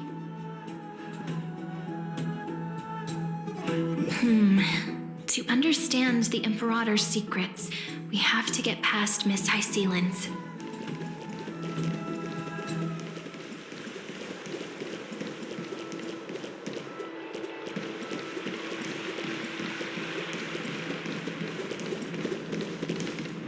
This place was your original bath chamber, perfect for avoiding prying eyes. I wonder if anyone is using it That now. didn't quite sync up to what the dialogue on screen says, but okay. The smell is... Wait, don't go in yet! Who's there? Hycelens. Oh. Oh, the little gray fry in pink sea hair. Oh, okay. Was that... Did we need to... Okay. Yeah, girl. Cyrene tried to warn me. She really tried to warn me. And Trailblazer said, oh, okay. I'm just gonna go in, because this is what I'm familiar with. Maybe you shouldn't do that. And this is not the normal timeline. Like, we can't just kind of go into the same room and expect it to still be ours. But also, this is a really pretty drawing. I love the illustrations of this game. Little sea hair? You barged into here without warning. Was it an accident, or did you wish to bathe with me? Well, I didn't see anything. Girl. She knows okay, well... What are you doing here and why are you here? Might as well be the same question. What are you doing here? Bathing. Why are you here? Bathing. What? I didn't see anything. Is that so? That your eyes shine brighter than pearls? Sorry, we didn't mean to disturb your bath. We'll leave now. It's no big deal. There's no need to panic. This is the natural state for me. People on land force themselves to wear clothes, adding unnecessary constraints. Forget it. If Duck's Goldweaver heard that, she'd scold me again. All right. Please make yourselves comfortable and wait a moment. Let me first wash off the blood of the hunt, and then I'll attend to you two.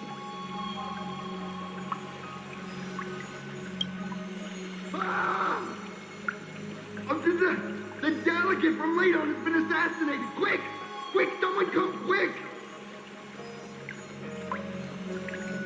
Ah, the broken crab shell surfaces.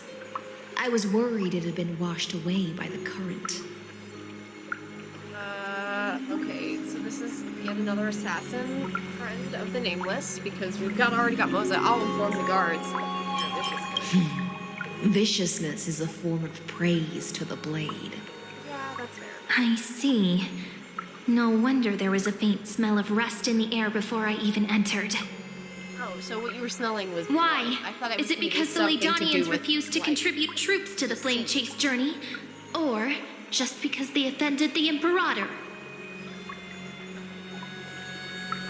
Because the new era of the Flame Chase doesn't tolerate stagnant blood. For the ignorant masses who cling to outdated laws, only bloodletting can wake them up. Right now, the rebel forces on the frontier are rising, and Ladon has been secretly supporting them. They loudly chant the slogan, "Return to the Era Chrysia," unwilling to relinquish military power. They're just building momentum for the rebellion. Thinking is a right given to citizens by the Imperator. I won't interfere with your thoughts. That's an insane thought. As long as you don't try to reverse the current of the times, you and I will both be free. But But, Miss The more I hear Hycelens, about Saridra, the less I can't even hear the slightest hint of joy in your words. Because I've already tasted ultimate freedom. Long, long ago, I lived in the sea. In that lightless abyss, far beyond civilization's reach, the great fish consumed the small. And when the great fish perished, their bodies became sustenance for the newborn, nourishing the whole ocean. This is the tide that carries civilization forward. Anyone may be devoured, or meet the fate of inevitable decay. Are you suggesting that ultimate freedom is in fact the cruelest fate for life? I only mean that if life wishes to preserve its dignity, it must first be bound by the law. There's no need for me to say more, little sea hare. We are of one mind. Whether the Imperator's law can guide the schools of fish and lead us to a truly free ocean, let us wait and see. But for now, let's pause this heart-to-heart. Another fish has come, following the scent of blood.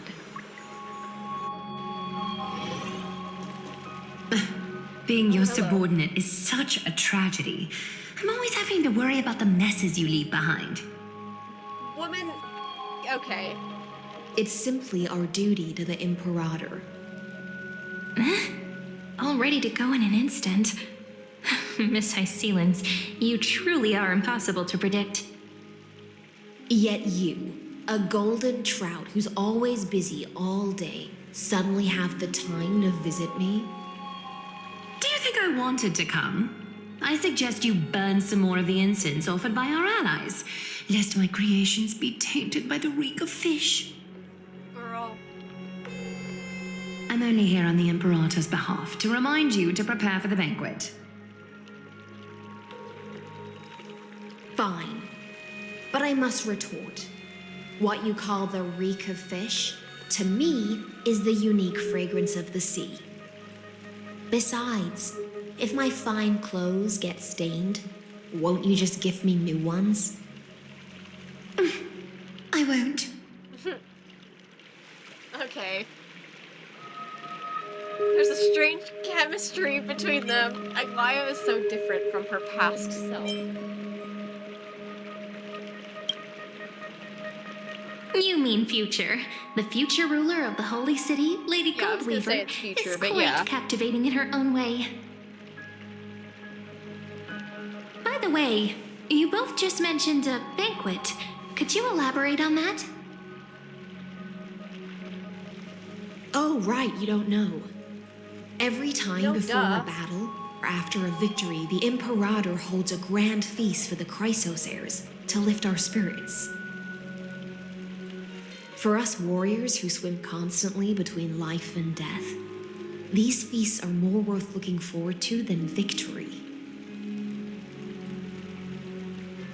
A banquet to prelude the hunt for the god of banquets, and honey brew as a tribute to commemorate the ancestor of honey brew. How absurd. Don't look so grim. All has been decided. Since it's a banquet for Fagusa, why not take a leaf out of the Tidens book? Live in the moment and enjoy life to the fullest. I'm not as carefree as you. That little Dolos kitten is already causing enough trouble for me. And on top of that, I still have tailoring commissions to complete. By the time the cool flame illuminates my eyes, I might not be able to focus as I used to. Aglaya's eyes. Curious about these eyes? People often compare them to jewels.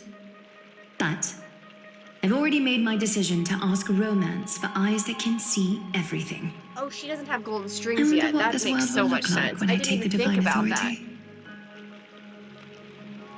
No golden strings. She doesn't have Nestia's core flame yet. I In the completely future, forgot about you that. She's not going to be the one will spying still on be us the 'cause she doesn't finest have that weaver in the ability yet. world.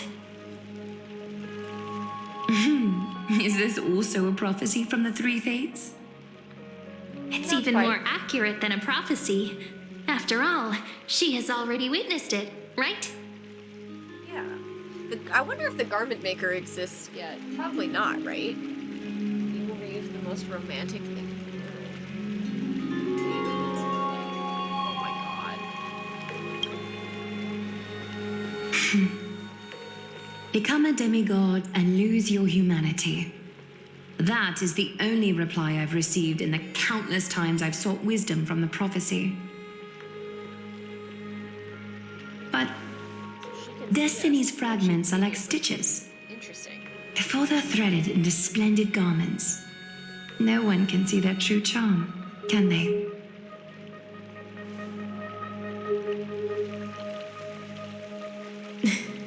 Aglaia has always been troubled by the divine duty she must bear. But thanks to you, she seems to be in much better spirits.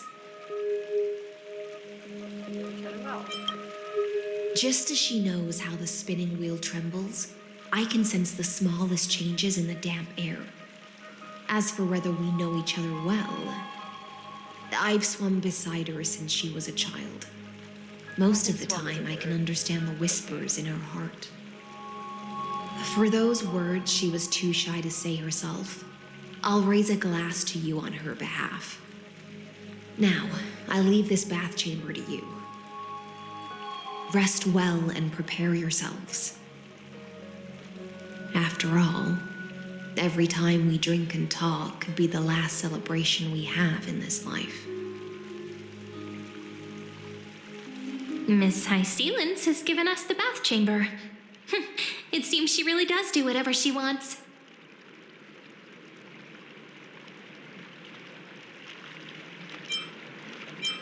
Just her roommates. It seems that way. This also means she could return at any moment. If we're having an important discussion, we must remain vigilant. So, let's seize the opportunity and report our current progress. We don't want to keep everyone beyond the sky waiting.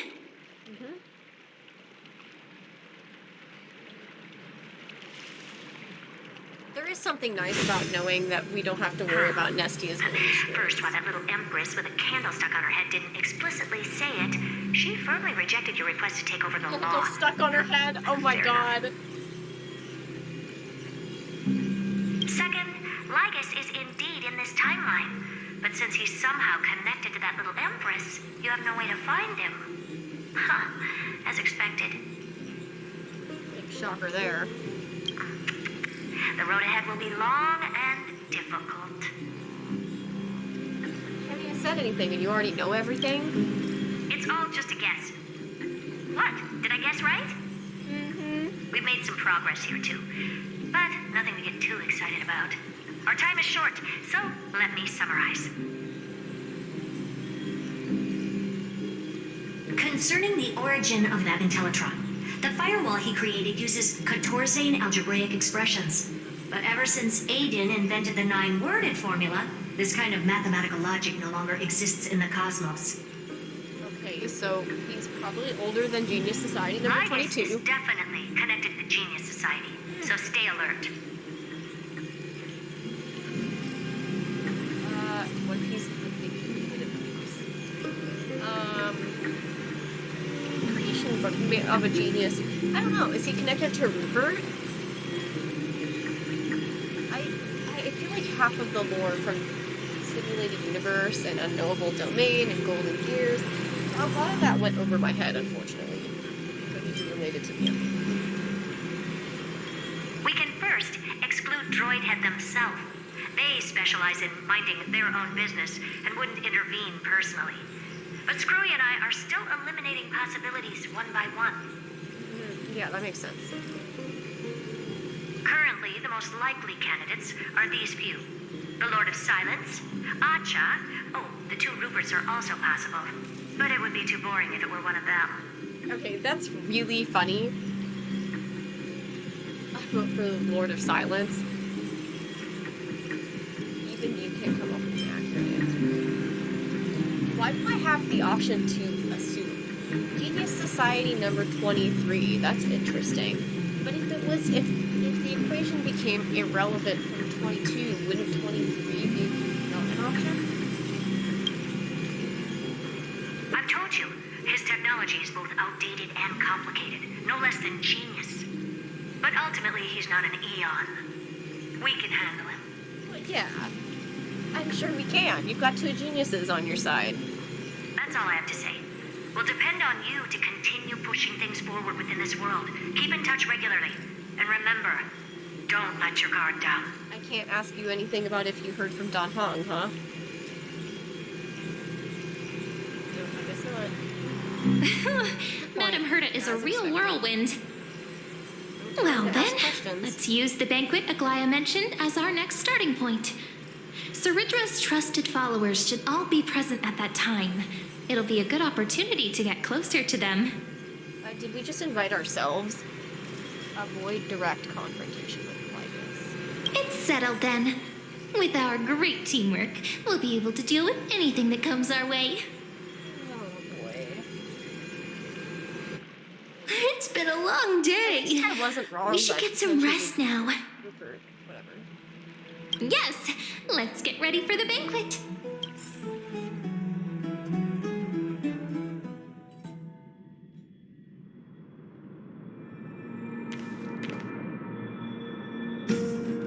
Look, the venue's right ahead. Back here again, huh? And I can even hear singing. It feels so romantic. Honored guests, wait here for a moment. You must surrender any personal belongings you have on you before entering the venue.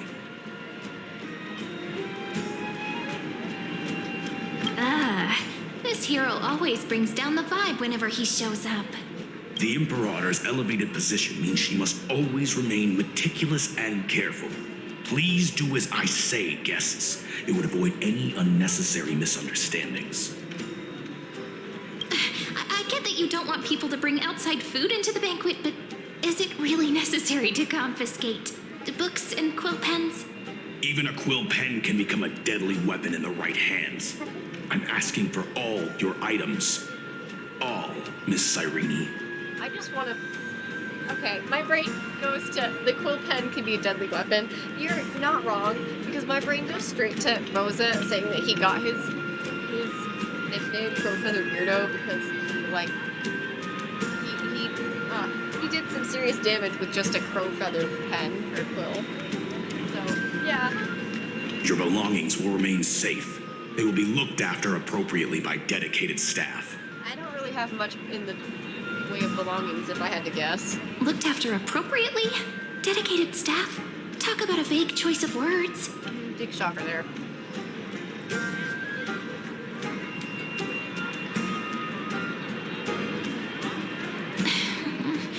It seems like he's aiming specifically for the chronocognitive anchor. What should we do?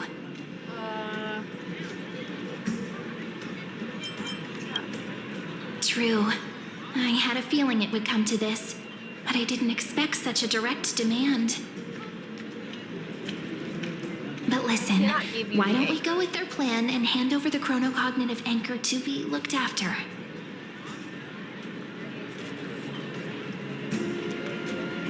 After all, if the little Imperator is paying this much attention to you, she probably already knows all about our whispered conversation with the geniuses. I can pretty much guess what'll happen next. But, think about it. That's actually gonna be our shortcut. I knew it. You and I can practically read each other's minds. Guests. All right. We'll listen to you. Here you go. Also, please pass on a message to the Imperator from us. She can trust my friend, anywhere, anytime. Thank you for your cooperation. The Imperator has some urgent business she needs to attend to and will arrive shortly. Why don't you head in with the other guests first and enjoy the feast? Isn't Ceridra supposed to be the focus of the banquet? But she's not even here. Why is it so difficult to talk to her?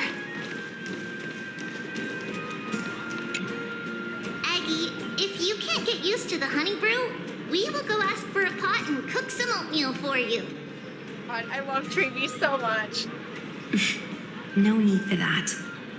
This banquet is just too loud. And nothing and no one here is interesting. I just don't really want to be here. I don't blame you. Lies! You were pretty energized when you came back from the bath chamber. Let me guess. Are you worrying about someone? About High Sealans?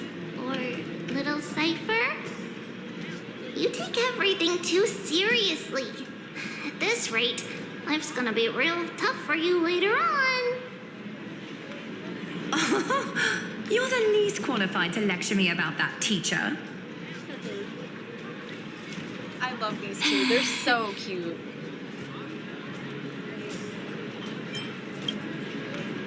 Dear guests, are you here for us? I mean, are you here for Trevi or Aggie? No. I'm just wondering whether you've seen the Imperator. The Imperator?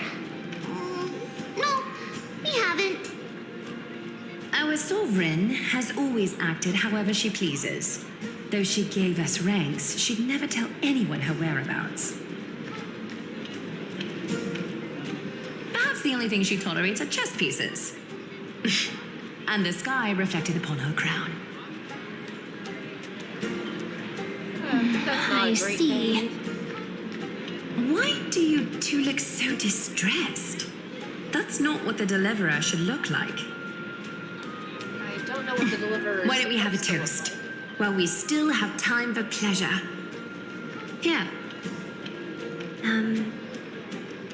To the destinies and sacrifices of the next millennium. Her not knowing what to Then say. we will toast to the tomorrow that will set fate free. Oh, don't remind me of see you tomorrow. Cheers. Actually, there are so many people. We wouldn't be able to find the Imperator even if she were here. Well, she'd stand out. I know. Let's look for seats that are raised up higher than others. In the throne. The throne that Anaxa died on. You two have been wandering around the venue as if you have something on your mind. Have the attendants not taken care of you well?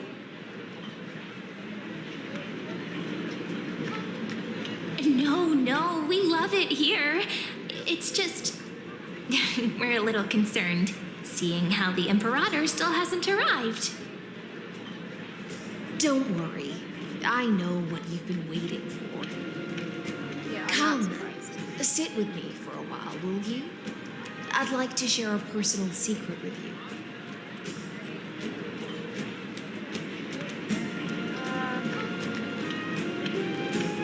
I don't fully trust High Sealans. See here?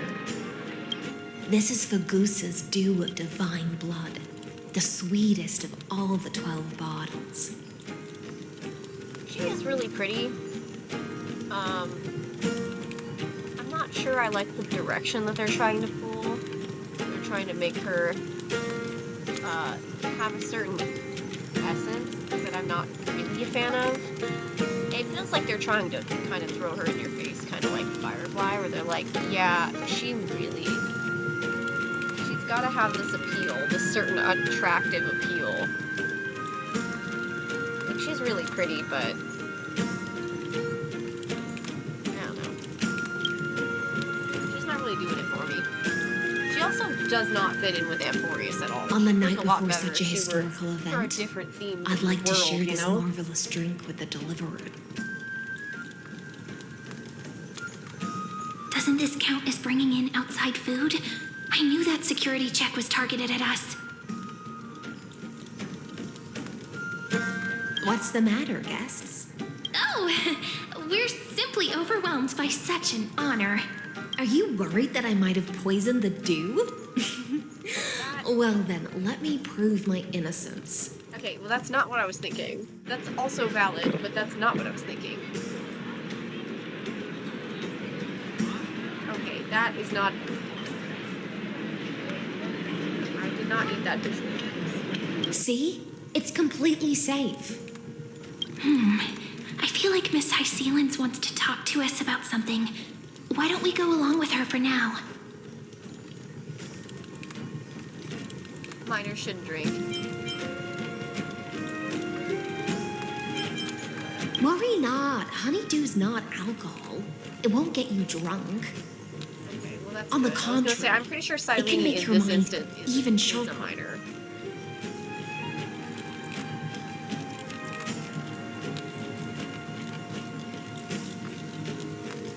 Please, have a taste. Would you like some too, little Sierra? I can drink it myself. How is it? Sweet enough? Calm at times, tempestuous at others. That's the taste of the ocean. It'll do you good to understand Fagoos's fickleness before we set off to face their waves. Just like how you're about to understand the secrets within this dew. Now, please turn around. Very, very quietly. Don't make a single noise.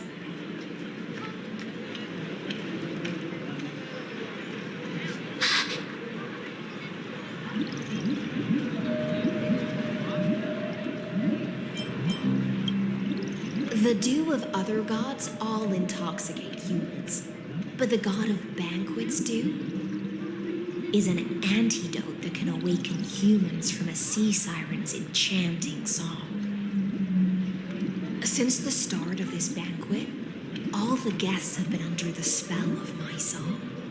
None of them can see the Imperator and that Fioros. But you two, I wish for you to see the truth. Is this also what the Imperator wants? This is my personal request. I can't bring myself to trust that Fioros. The Flame Chase army changed after he descended with Orynyx's divination and brought the prophecy of the stars to Akama. His seductive whispers harbor something malicious within. I'm really glad that she is smart enough because Saridra is unfortunately just going along with Lygus. And I'm really glad that despite how loyal High Sealance is to Saridra, that looks like High Sealance is more willing to believe us than she is to believe Lygus. Regardless of her agenda towards Saridra. You are the deliverers of the prophecy and know about him far more than I do. Perhaps only you can find traces of the truth from his actions and words. Then we can show the Imperator the right path forward. Oh, but isn't this acting behind her back? Amphorius has become far too weak. Even heroic actions protecting her from harm must be conducted under the water's surface. I am the Imperator's blade, and I must clear the way for her while remaining concealed in the torrents. Then, ensure I'm pointing my sword towards the true enemy. That's great. I am so glad that you are smart. Can you promise me something, Miss High Sealance? Ask away. My friend has in fact come here to stop that villain's evil scheme. Our goals are aligned. But as to the decision the Imperator must make, she has no wish to transgress her authority. We just want to tell her everything we know. She's not going to believe us because she already believes Lygus. I believe the Imperator will be able to tell right from wrong. At the moment, no. She seems to be on Lygus's side. I never doubted your loyalty. I'll pass your words faithfully on to her. Provided we can gain the advantage in this tug of war, that is.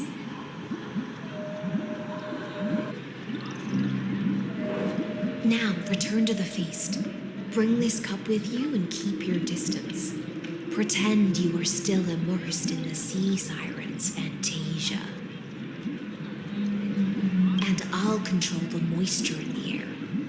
That way, you'll be able to listen to sounds from afar as if you were a whale of the depths. and hear every word of their conversation. That's a really fascinating ability. I love that. I wish you a victory in this first skirmish. It's the exciting and thrilling undercover part of the adventure.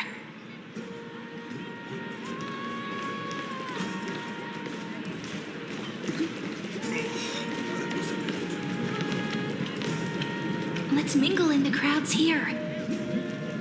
Relax, relax. Try to act natural. Where's the Imperator? Still not here. That little imp is always acting so high and mighty towards everyone. Everybody calling her Today, imp is crazy. I will.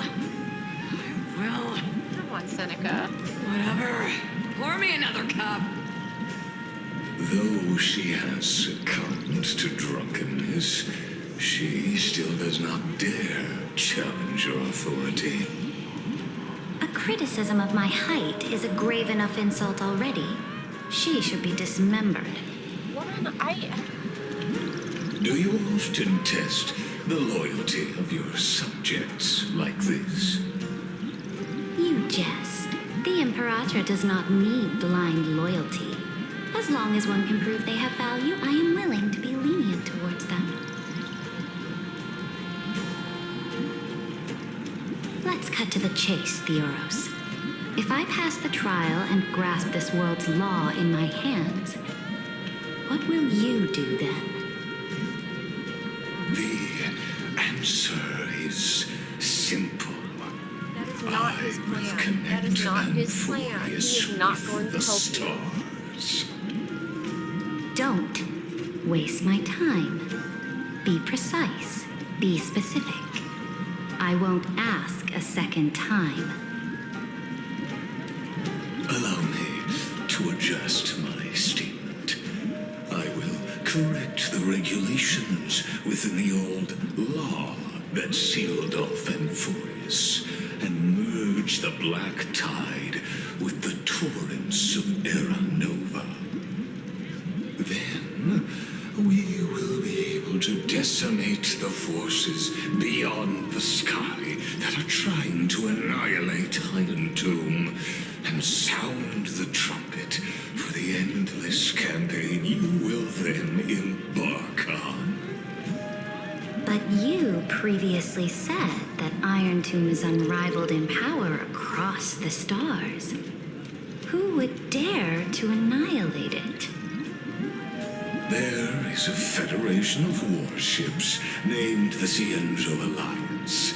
Warlike and old-fashioned.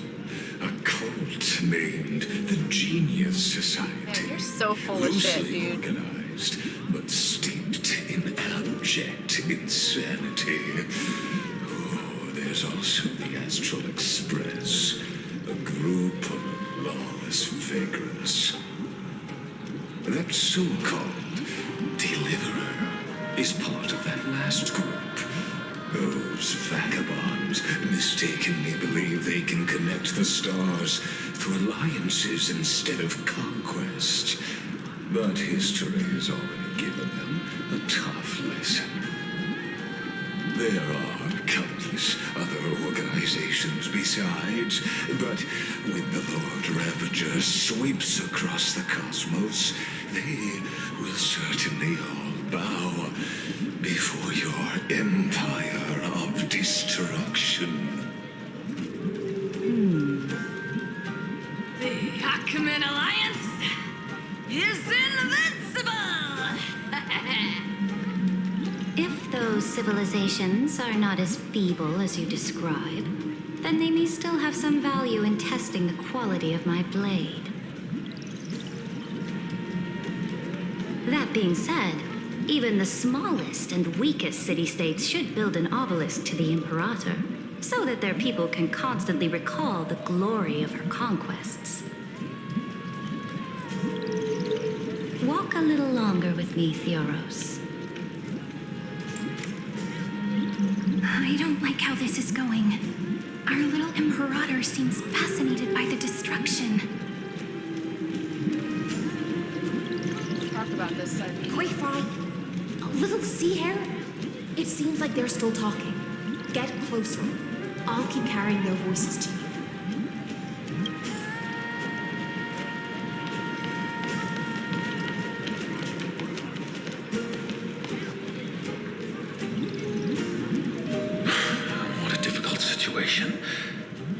how we position our forces, this battle against Fagusa will result in many casualties. That's not something you or I should consider. The Imperator has already placed the chess pieces. We just need to fight for her until our last breath. How astonishing. The commanders under you have such different personalities, yet they share the same loyalty.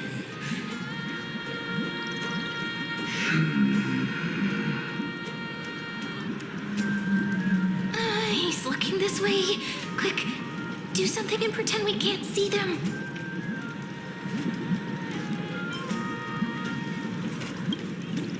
So, you have this super duper speedy rotation of destruction into Amphorius?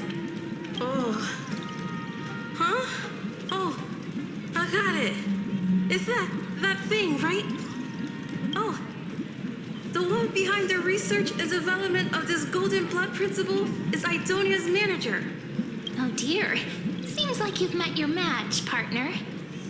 I'm so full of inspiration right now. And I feel so light. What's the matter? My apologies.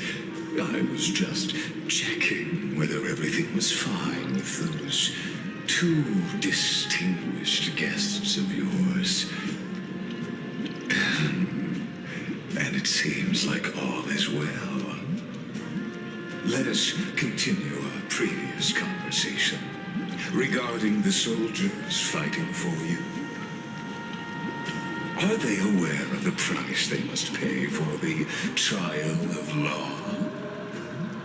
If I recall correctly, you've already lost a bout against Talanton due to offering insufficient sacrifices. You dare mention my name alongside the word lost? Forgive my transgression, great Imperator. Watch your words and actions. All you need to know is that my victory in the trial is guaranteed. Even without the trial of law, they've already sworn to give their lives for my conquest. So tell me, if everything happens according to our agreement, how would you recommend I deal with that deliverer? Good question.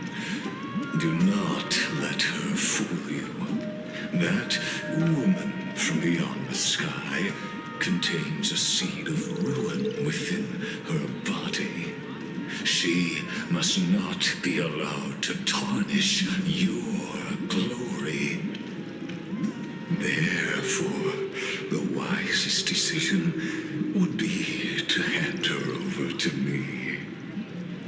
You plan to torture her?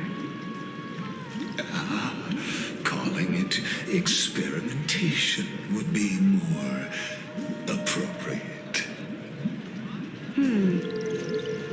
The guest's patience is running thin. I plan to remove the Fantasia and head into the banquet.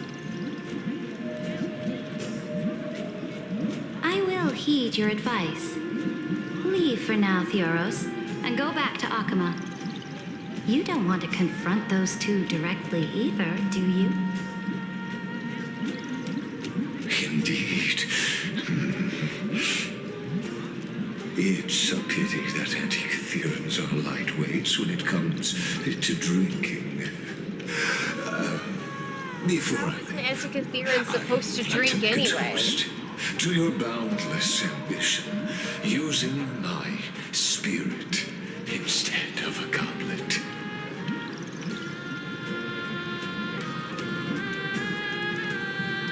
As I expected, that Theoros' schemes have been revealed. Thank you for your bravery, guests. It's time for me to dispel the Fantasia. This will be the Imperator's last public address before we head off, and therefore, likely, the final chance to change her mind. I will try to get you a chance to speak, and I'll also prepare for any contingencies. The rest is up to you.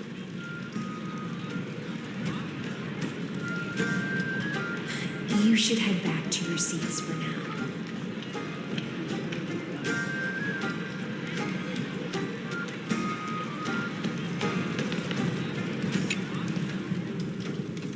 Oh, this honey brew sure wears off fast.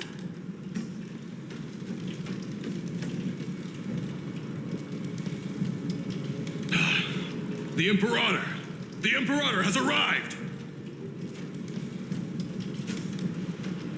No need for formalities. I should be apologizing for my tardiness instead.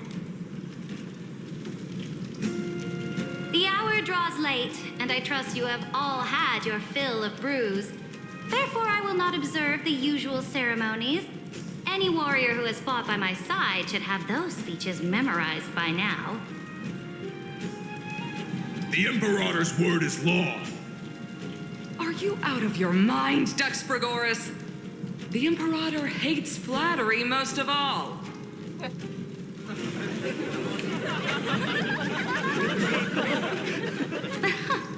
A joyous atmosphere is a better fit for showing me your resolve. I believe that you, my dukes, will do all you can to assist in the campaign against Fagusa, just as you always have. However, it's a pity that I have never tested your loyalty.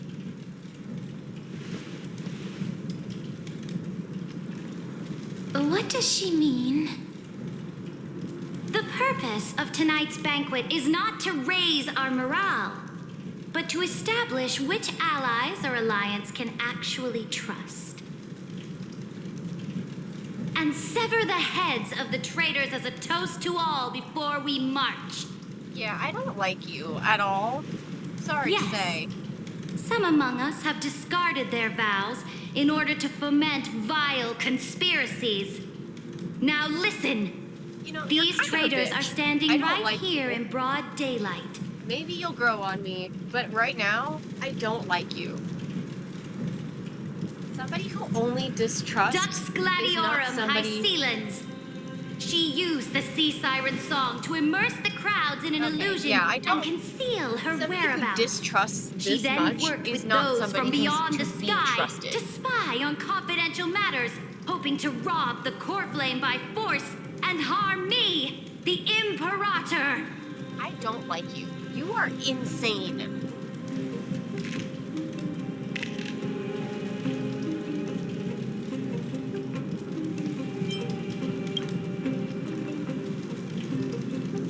Imperator, I can explain.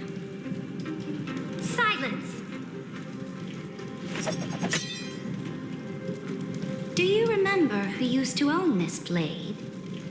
She met you once, back at the Temple of the Three Fates. It was Kindness, the head of the cleaners. She was the first to draw a blade against the Imperator, and personally made herself an example for my enemies. Under the shade of the olive groves, the people of Akama said they would never bow to me.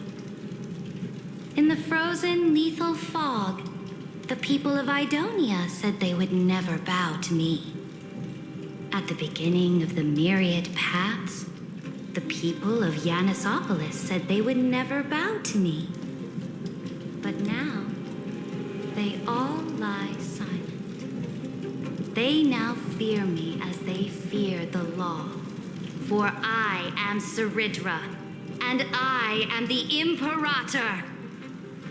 If you have any last words, say them to the Imperator. Then, face her judgment. After I cross this river, it will be a tragedy for mankind. But if I do not cross, then it will be the end of me. If you are ready, then I'll follow you and fight to the last. Deliverer. She has no reason to trust me, and she just is doing so blindly. We must kill the Imperator. I'm not doing that. That's right, friend. We have to convince him. Now, use your identity and add in a bit of experience and charm and testify to the Imperator as we promised. I'm not killing her, obviously. You think you can slay a king using your words instead of a sword? I'll have stupid. Show me the weight of rhetoric from beyond the sky. Oh, man. Will it weigh heavier have a than 3 debate. human These lives? suck. Easily the worst Let's mechanic in try this to game. watch our words carefully. Oh, it's not an actual debate. Thank God. Those ones are the worst thing they ever did in this game.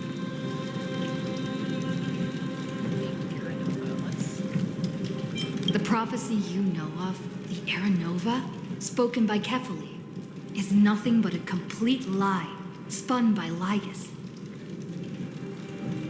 To fight that lie, a young man with the pseudonym of Finan lived through 30 million cycles of this world, all to save Amphorius from the end of the destruction. And Cyrene, the young woman standing beside me, also carries an equally heavy destiny.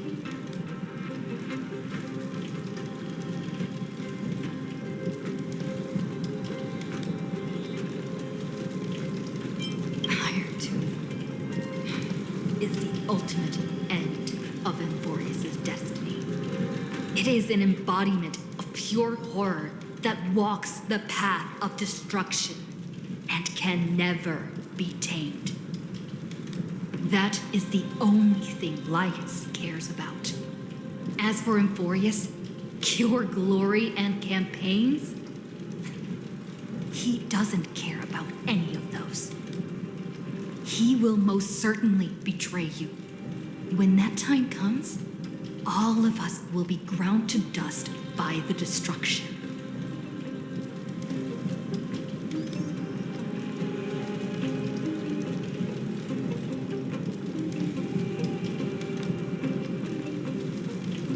I have seen many beautiful worlds. The road chosen by the Trailblaze is to explore, understand, establish, and connect. That will never change. We will continue our journey until we have united the entire cosmos. Therefore, if you choose the way of the destruction, then I'll place your ambitions in the same basket as Lygus and smash them into pieces with my baseball bat. Tysealin's looking at me like, what the fuck is going on?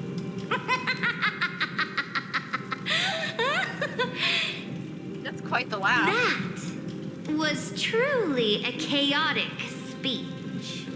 I have a feeling I did not do that right. All that needs to be said has been said. Dux Frigoris, Dux Bromalis, escort the traitors to the prison. Yeah, fuck you. I don't like you.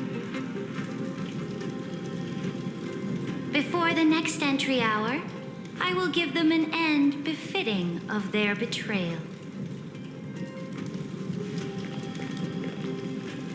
What, you think these people stand a chance against me? Great Imperator, your ambition certainly eclipses all things. You're a fool. You're still here, Theoros. Of course. You're a fool. As the Theoros, I simply cannot miss this moment, miss witnessing the fall of a nameless one. Or perhaps I am waiting for you to give me an answer. Can you just make everybody else around us go Why would away? someone as powerful as you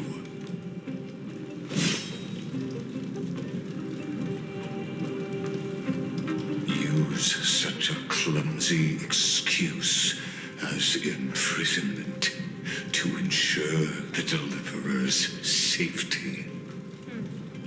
All right. So you finally tossed aside your act.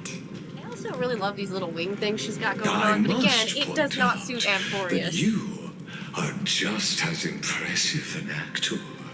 This banquet was always going to be a game of chess, where you would try to control both sides and turn both them and me into your pawns.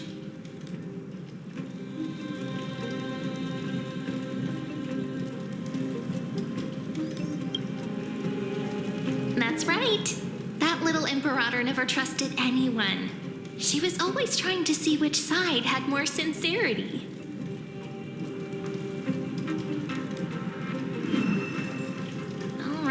All right, we'll listen to you. Here you go. Also, please pass on a message to the Imperator from us. She can trust my friend, anywhere, anytime. But as to the decision the Imperator must make, he has no wish to transgress her authority. We just want to tell her everything we know.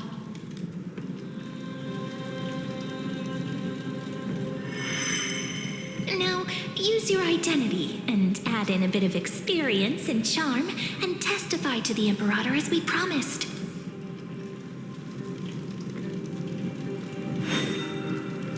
And we won. Sincerity will always remain the greatest shortcut to people's hearts.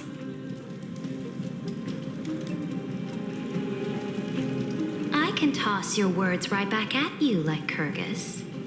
Why would someone as powerful as you pretend to be a mortal and kneel before me? Unless you enjoy giving flattery and prostrating yourself. You are mistaken.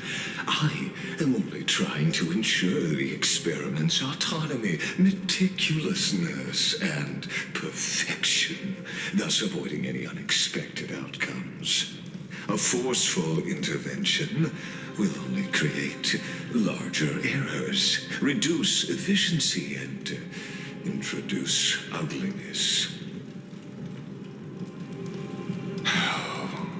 Had you fulfilled your promise of giving the law to me and completing the Aranova, then Amphorius would not have deviated from destiny's course. Oh, but you broke your promise. What a pity. In that case, I must carry out my duty as the administrator and eradicate all factors steering the experiment out of control. Factors such as you and her. Careful. Careful. Huh? What was that voice? Was it Oryx? Oh! I found you. Yay! I finally found you. That's my girl! Be careful.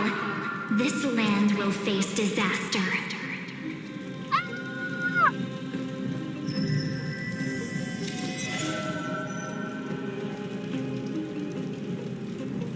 The time of judgment is nigh, my lady.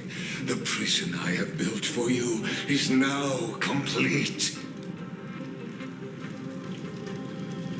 In the name of the erudition, I invite you to step into the same cage as mine.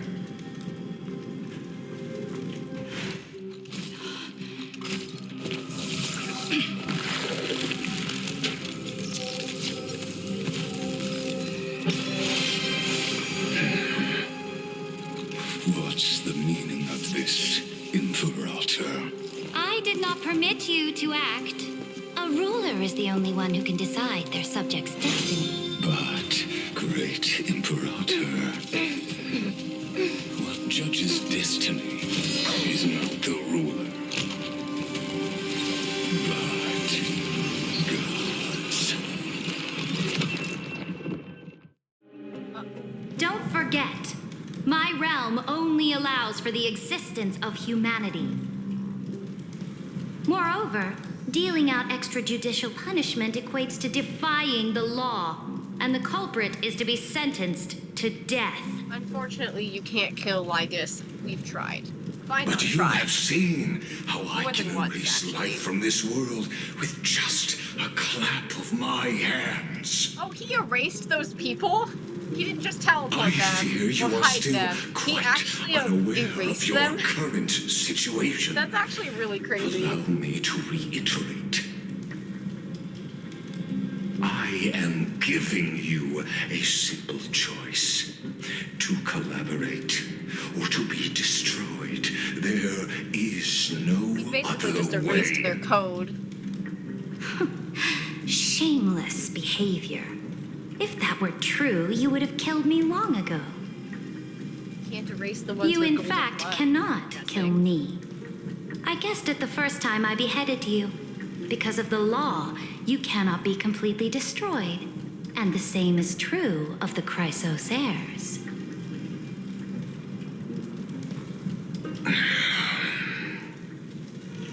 The more you bluff now, the more you are proving that conjecture to be true. What magnificent foresight. I once regarded this precious quality of yours as a sure sign of my ultimate victory. But now, I have to admit that I made a mistake. Yet, as a mere mortal, how will you contend against the Theoros? We are both slaves to hubris. But do you know what differentiates us, Lycurgus? I will never be blinded by my pride. If I wish to break the scale's balance, I only need to appeal to external forces and use them for my own ends. Wait a minute. What are you planning to do? Oh! Finally, we get to meet face to face, senior society member. I offer sincere acknowledgments for your many past achievements, but I must deeply regret your current perspective.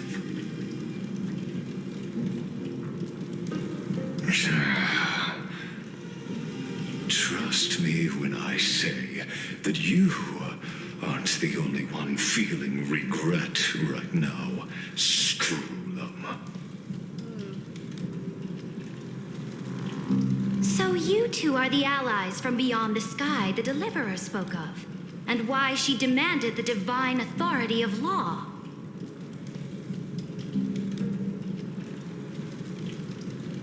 Come and prove your strength to me.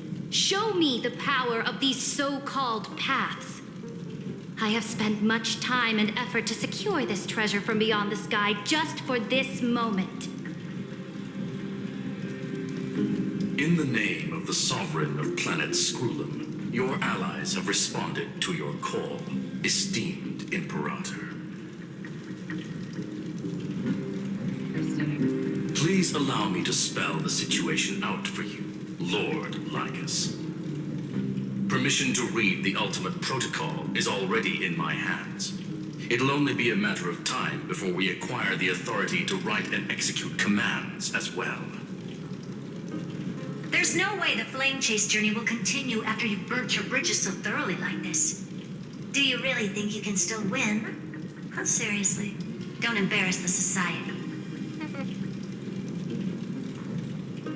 Just as pompous as we like her. I understand that a mere zero possibility does not equate to zero. That argument is very persuasive to me. Which means the same principle also applies to you, my dear peers.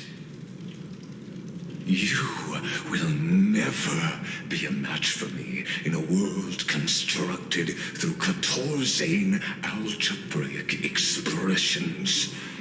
And as for Nova. Why don't you entertain this possibility? What if I reduced Akama to rubble and ground her people into minced meat? Would the heroes then once again desire the power of demigods so they could fight against me? Listen. Iron Tomb is fated to be born. You may shackle me and put me in chains, but I have thousands of ways to ensure the destruction's descent. And what I just mentioned is only one out of those thousands.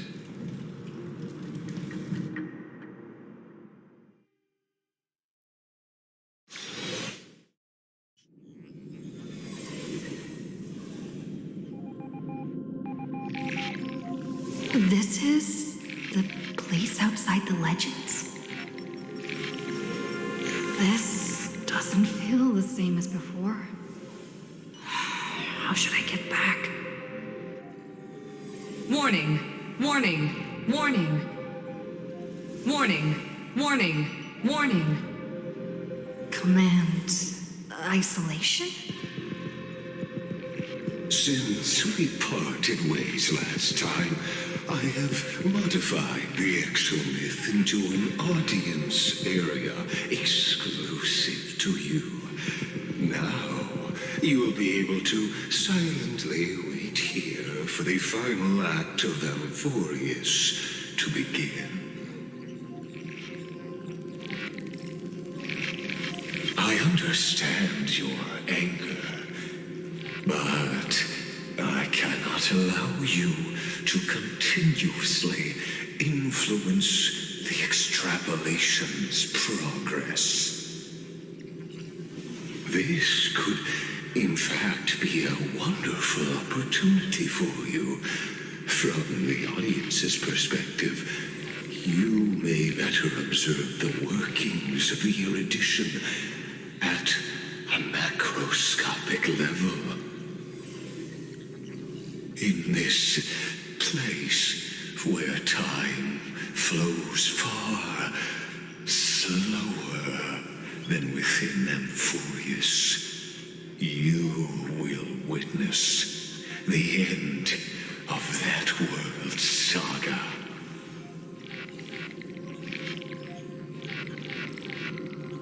The answer concerning the prime mover of life and the total destruction of the erudition.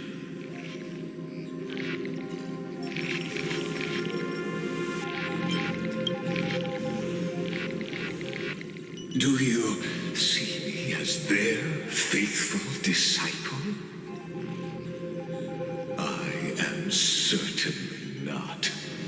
I have tried so hard to ensure Iron Tomb's birth, just so that I can correct the error named erudition that humanity crafted with their own hands. How I yearn to return to those days before Noose was born. Back then, the boundaries of knowledge were like the starry skies, evoking feelings of longing and delight among humankind. But now, truth has become the sacrificial offering required to gain an audience with them. And the geniuses would say that Noose already knew. That arrogant Eon was born from the primobile of humans' desire for knowledge. Yet they themselves sealed off humanity's capacity to seek enlightenment. I am simply cutting down a tree of doom that we planted ourselves.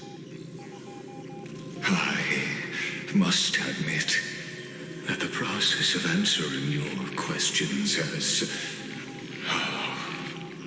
reminded me of the happy days of learning in my youth.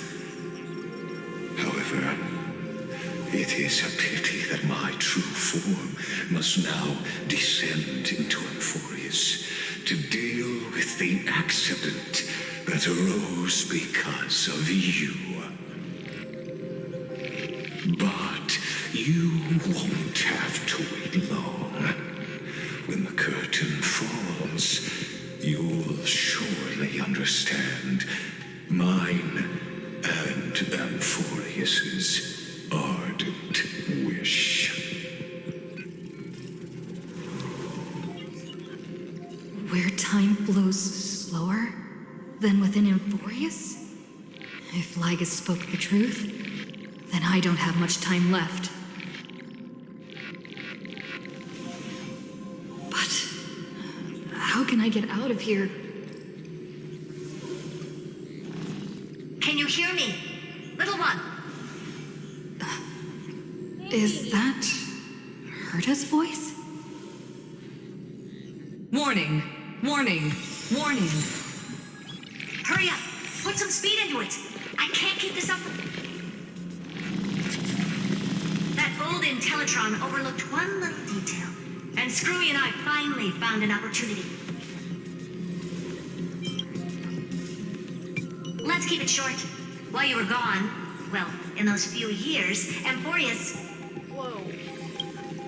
Yes, time dilation, resulting in an uneven flow. Don't you know this already? What happened to Cyrene? Let's stick to the main points. The Chrysos heirs activated the chronocognitive anchor and helped Skrullum and me open a hole in the firewall. We made some adjustments so he can't attack us immediately, but it won't hold for long. Critical warning! Critical warning!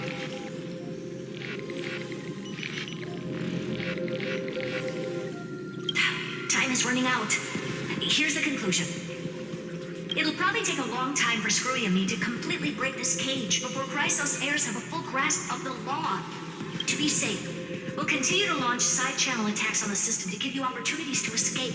You need to seize these opportunities. So start moving and find a way to pull off a magnificent jailbreak. We detected another path's influence. Critical warning! Critical warning! Its power is strong. May be able to help use the path's power. Make it detect you. Unauthorized communication terminated. Is Herta saying a certain path's faction has arrived in Euphorius? And I can ask them for help? I mastered the powers of different paths in my previous journeys. Think hard and figure out exactly which faction has arrived at Euphorius, and which path's power I should use to call for reinforcements. Are these showing my memories? With the Stellaron in my body, I woke up at the Herta space station and gained the power of the destruction. A world that'll give rise to a Lord Ravager would definitely draw the attention of the destruction. The Stellaron in my belly is gonna be super useful. But what if I end up pulling in the Antimatter Legion or the Annihilation Gang? Can they really help?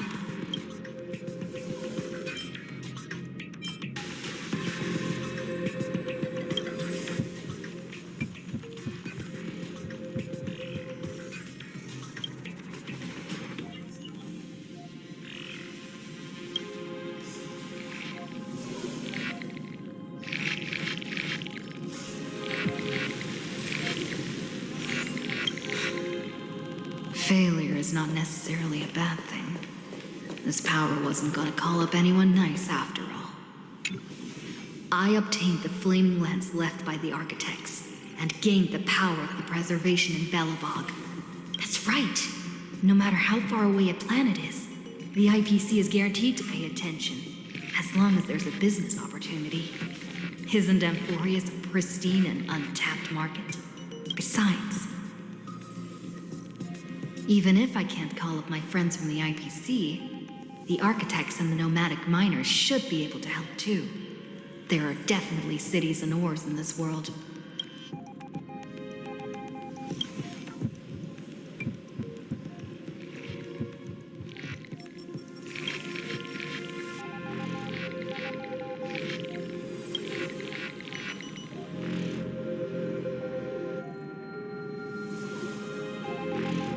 Seems like since Amphorius has no overseas market, the IPC's hand can't reach it.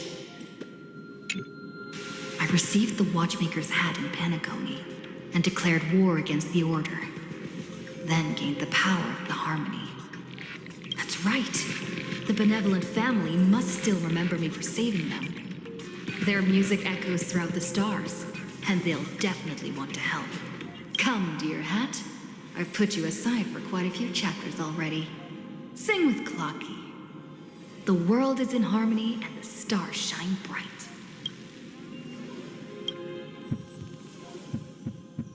To me, the answer seems obvious, and the Trailblazer is just not thinking about it.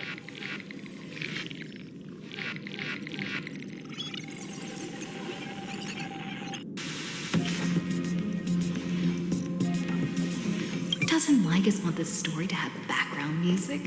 He has such terrible taste. The Remembrance. That's right. I came to Amphorius because Black Swan asked us to come.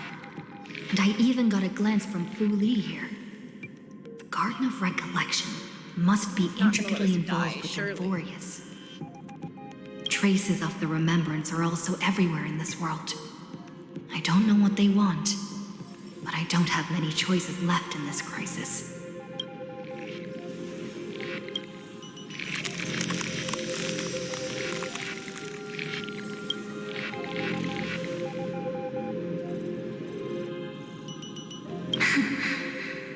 Yay! See, the answer was right there in front of you. Found you. Following the sound of memories.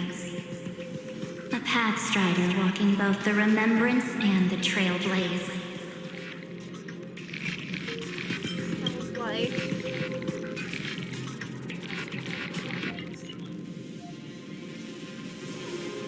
Warning! Warning! Warning! My girl!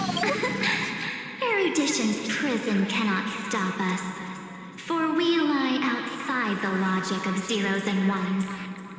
Come, leave the cage of Logos.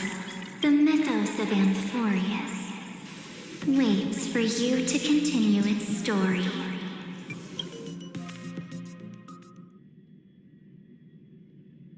When that brightest star, that star heralding the dawn, finally rises, a boat, so used to drifting, at long last enters an island's safe embrace. Oh, Pathstrider, we have helped you break free. Hurry and set off. The Child of Remembrance awaits you. March? What's she doing here? The jellyfish are so freaky!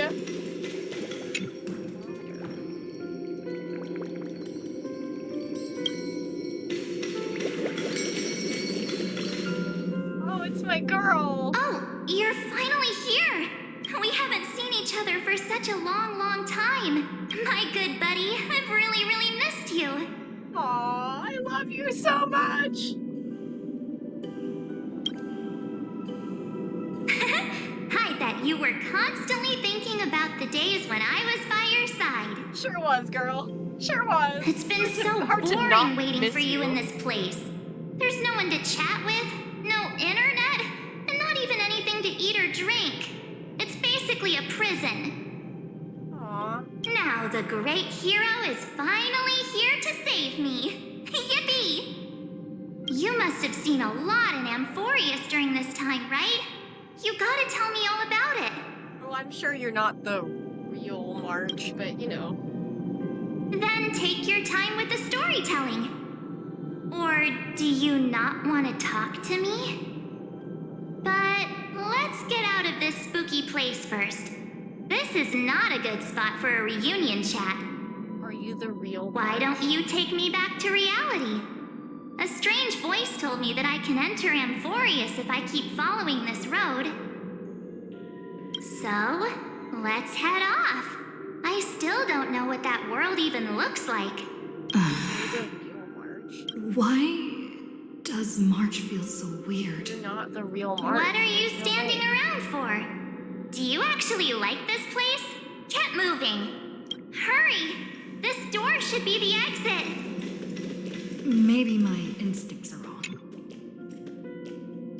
Maybe my instincts are wrong. Let's follow her first. Are you okay? You haven't said anything for a while. Has it been so long that you're still missing me? There's no time to waste, though. The Chrysosayers and the geniuses are all waiting for you. No. The discrepancy is getting worse. Where's Donha? No, he's not. Maybe I just happened to miss him. Never mind. Don Hung's super reliable. We don't need to worry about him. He's probably waiting for us somewhere. All hail and hearty. No. The geniuses would have made sure that Don Hong made it back on the Express. Besides, the March I know wouldn't be so dismissive about her companions. Yeah. Huh? Isn't Amphorius the world of the Chrysosayers and their hero's journey? I could figure that out in an instant. No, you couldn't. But Amphorius cannot be observed from the outside. She couldn't possibly know about these things unless Don Hong told her. Nope. Something's not right. She's not March 7th. I guess you have something you want to say to me? Then there's no need to feel things out first. With questions. Let's treasure the time we have together and be frank. The tone shift is crazy.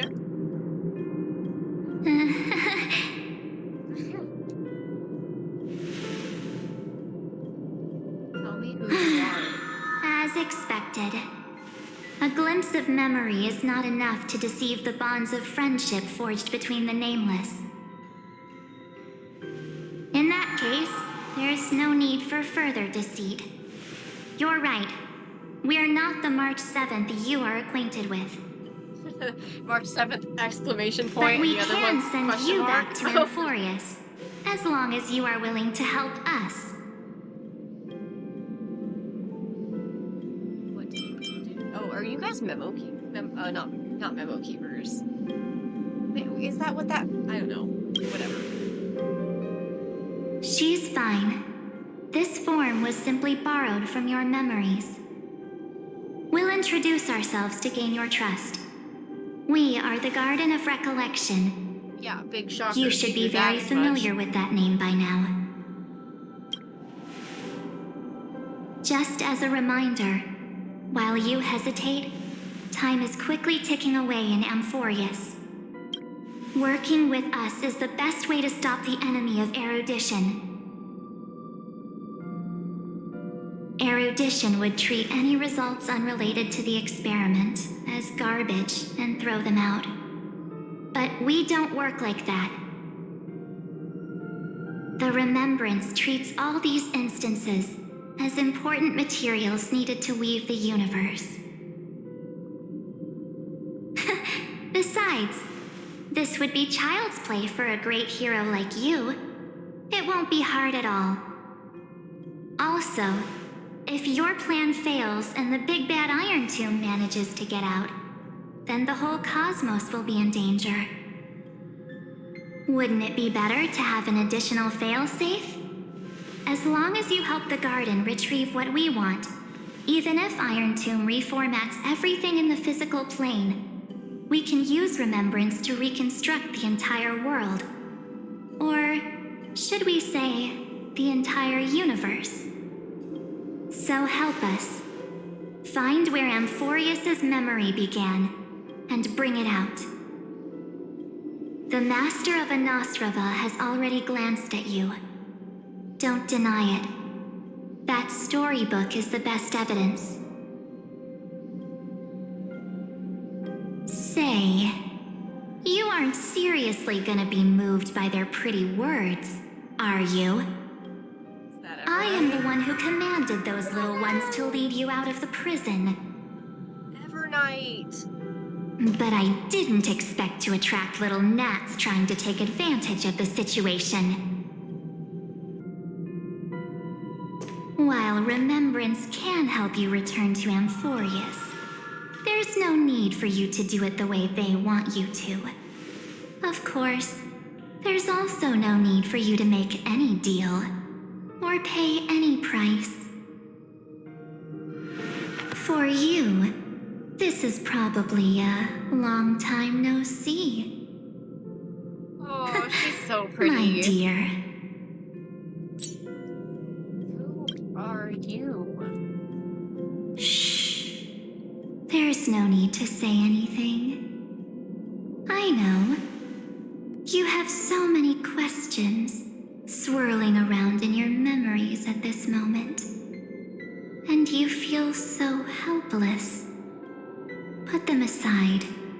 For now, all you need to do is trust me. Or do you need more proof? That won't be hard. Wait, stop it! They're away! I'm gonna keep our first photo, alright? Won't come to pass while we're around.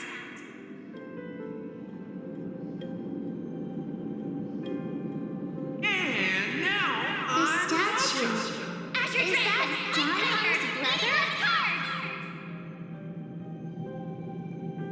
John Hunk's brother is crazy. I completely Did you forgot about hear that. that? She just called me, but Mama, our future is full of pain.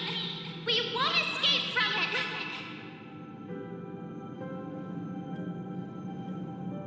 Hey, are you sure? Maybe a couple of punches will help to jog your memory.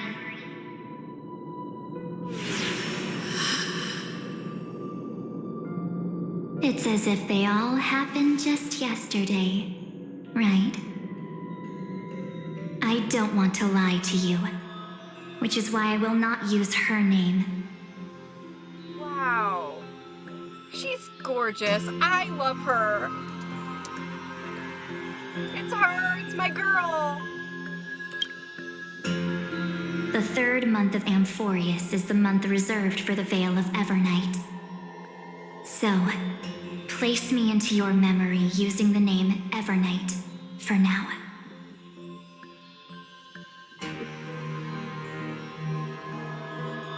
Evernight, my beloved. I'm happy to explain more, just not now. We might have a lot of time to ourselves, but Amphorius does not have that luxury. If we do not stop erudition and destruction, then the journey you've treasured so much will face the prelude to its obliteration. A countdown not in amber eras, but in days, minutes, seconds. So, take this gift. This burning core flame. This footnote of a transaction. It contains hope Core flame. and the warmth of the entire world. Ripples of past reverie. She hid this fire in the long river of time, hoping that her wishes would transcend time to reach your hands in the future. Now, take it, and return with it, dear friend.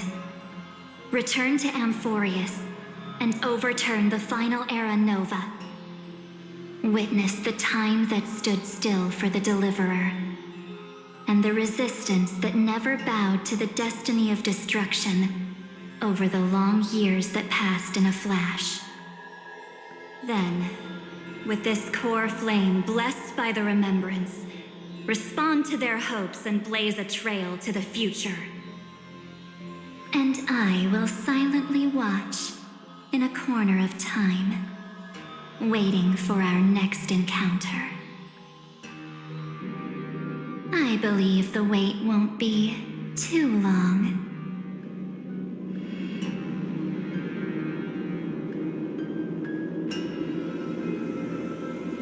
What exactly is happening? Keep going. Keep trailblazing. For Amphorius. For you. And for the March 7th in your memories. Go forth.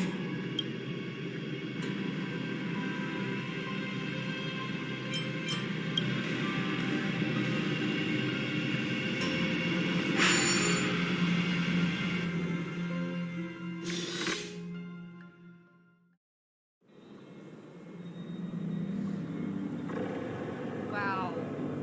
We were gone for a hot minute. Is this Akima?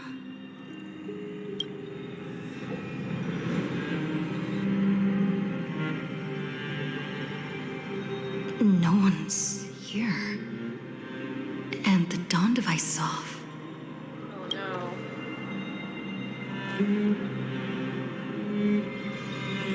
Are Hycelins and Saridra gonna be gone? Is that all we get from them? Too late?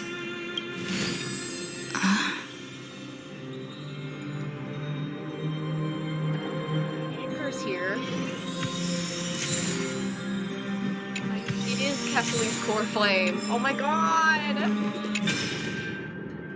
Herta! Hey kiddo, can you see me? Don't bother responding. This is a pre-recorded video message. Thanks up, Empress, granting access to the ultimate protocol. Scooby and I rewrote the progress of Aranova while you were away. My guess is you don't have much time to list all those complicated principles right now, so let me break it down into simple terms that anyone can understand. Glorious has been racing down the path of destruction for too long, and the underlying logic of Aranova has been completely corrupted. Scooby and I put in a lot of effort, but we barely managed to overwrite a small portion of its logic. Let's take the progress bar as an example. Iron Doom's progress bar is currently at 99.98%, and this rewritten Aranova, we're confident we can push it back to 96%. Well, let's be conservative, say 97%. This is a critical matter. The internal structure of the scepter is too unstable, and we don't know what complications might suddenly arise. The most rational course of action is to quickly run another extrapolation to buy the cosmos a bit more time. Once you've dealt with that troubling old Teletron, don't hesitate and start the next cycle of extrapolation right away. Screwy said that Aranova isn't a process that happens in an instant, and protected nodes of the scepter are probably at their most vulnerable only during the reset. Only by initiating this progress, first we receive the opportunity to make our move. It's all up to you now, Deliverer. The chrono-cognitive anchor?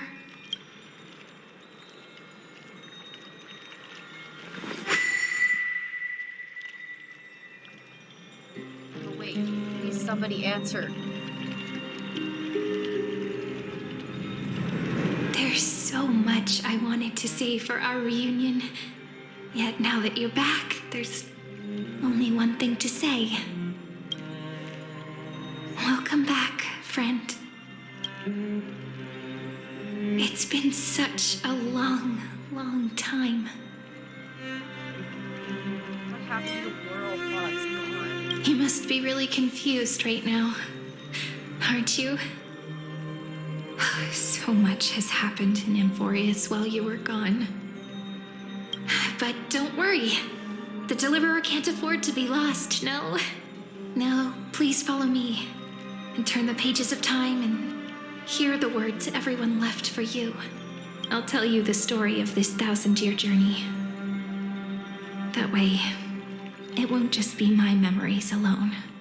Cyrene can't hear me? Cyrene. Everybody's dead, aren't they? Oh man. Tusker disappeared for a second. I love how it trials me and makes it so I'm only Stell, but Tuskper's still here. The implication also being that if I had Bubbles, Bubbles would also just be here and I could just have my Chimera buddy here. As much as I love Bubbles, as soon as I got Tuskper, The I scenery of the replaced Bubbles. past has resurfaced. Time flies. 200 years have passed since the Deliverer's fall. We had to return 3 core flames of law, romance, and ocean to stop Lygus, but even so, Terravox has fallen. The 2 geniuses vanished without a trace, and Zeridra embraced her fate. At this rate,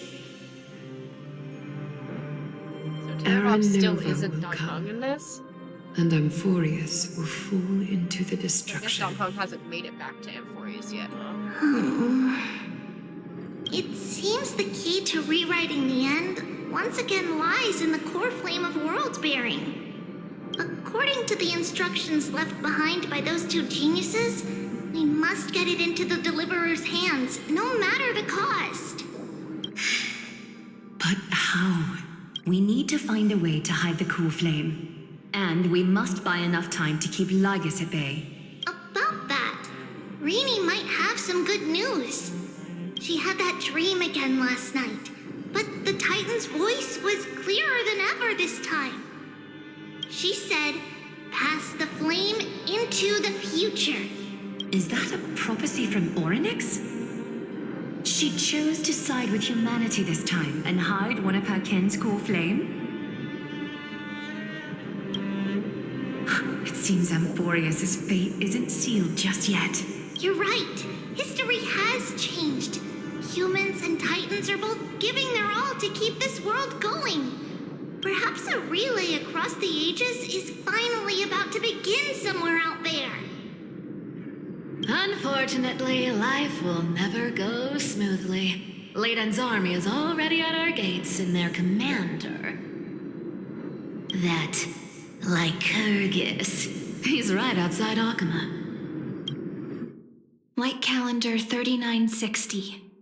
Zeridra, under the pretense of a campaign against Vagusa, sacrificed 500 Chrysos heirs to complete the trial of law.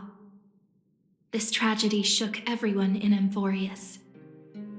That same year, Zeridra the Imperator was assassinated, after which Aglaya the Goldweaver took command. Thus began humanity's second flame chase journey, a path hanging by a thread. Come, this way.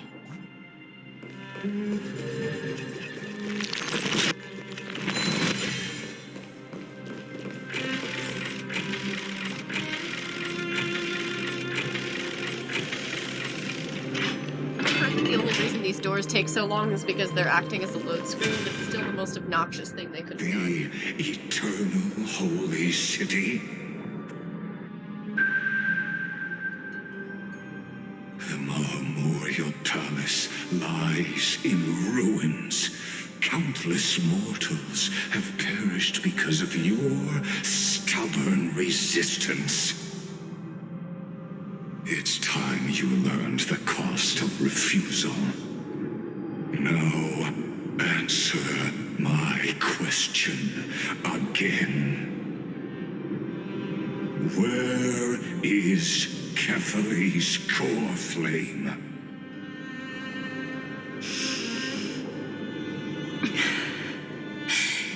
You really think you'll find it by razing the holy city to the ground? From what I see, all you'll get is dust and disappointment.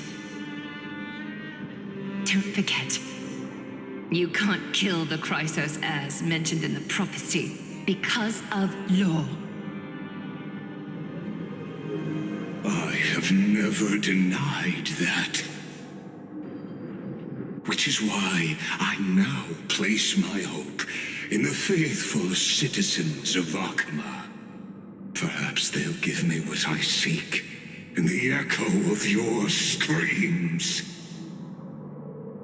Now then, I'll be cutting open your chests and using your scalding golden blood to baptize the masses. It feels like Lygus is just slowly becoming more and more unhinged.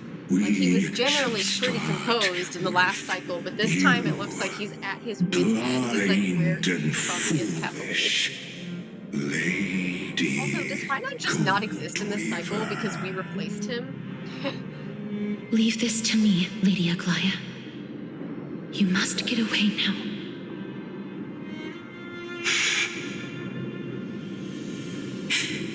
No, Holy Maiden.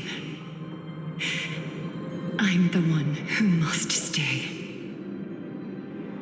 What? His conspiracy won't succeed. Because Romance is ready to make good on their promise to weave an indestructible armor for Emphorius. Its name is Solidarity. You must escape with your life and carry word of my death to those still fighting, then keep going with them. Just as the Imperator lit the torch of resistance with her death, my passing will make this flame everlasting. Take good care of it, guide it to the future, and place it into the hands of our deliverer. 50 years later, Lygus led his forces again to Akama. He charged directly into the Holy City and razed the Marmorial Palace. History would name this battle the Third Siege of Akama. 90,000 brave souls gave their lives for Akama that day, including their fearless leader, Aglaya. Go forth, deliverer.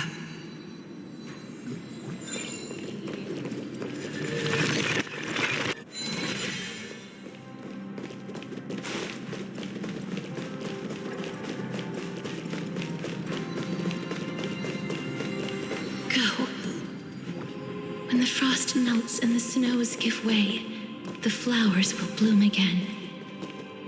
You'll find me there. So what you're saying is, Princess Homebuddy is never coming back, is she? She just left, like that. Since Cass has made up her mind, we can't let her resolve be in vain. I also just realized the Flame Reaver probably doesn't exist Between anymore. staying in Akama and going to Styxia, what difference does it make when it's death either way? I'm against relocating. With Kethale's protection, isn't Akama far safer than that dead city? Cass's plan doesn't involve any relocation at all. Huh? Like you said, Akama is humanity's refuge. We never intended to get everyone moving to Styxia.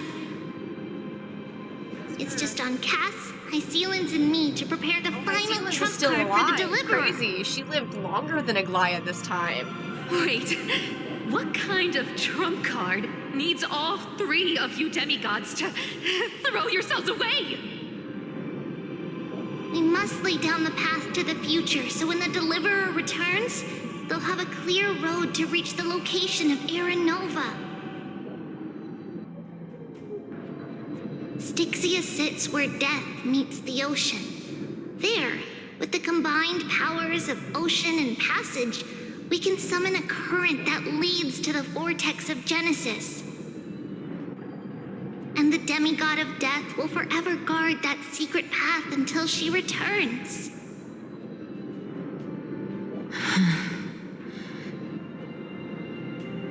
Crazy, because this version of We all know Cypher's never Lygus met will me, set his right? sights on the vortex of Genesis.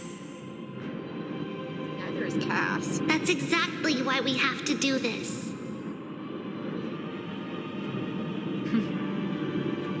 Guess I underestimated Idonia's Maiden of War. She's got way more steel than I thought. And Cypher, We need you to head to Castrum Kremnos as soon as possible. By any means necessary, forge an alliance with Strife. The prophesized Crown Prince has already been born. He shall become the new defender of Akama, protecting this land after we leave. You don't need to worry about that. I just came back from Castrum Kremnos. Only a step ahead of the news. Treeby, something's flying towards Akama, and it's really fast.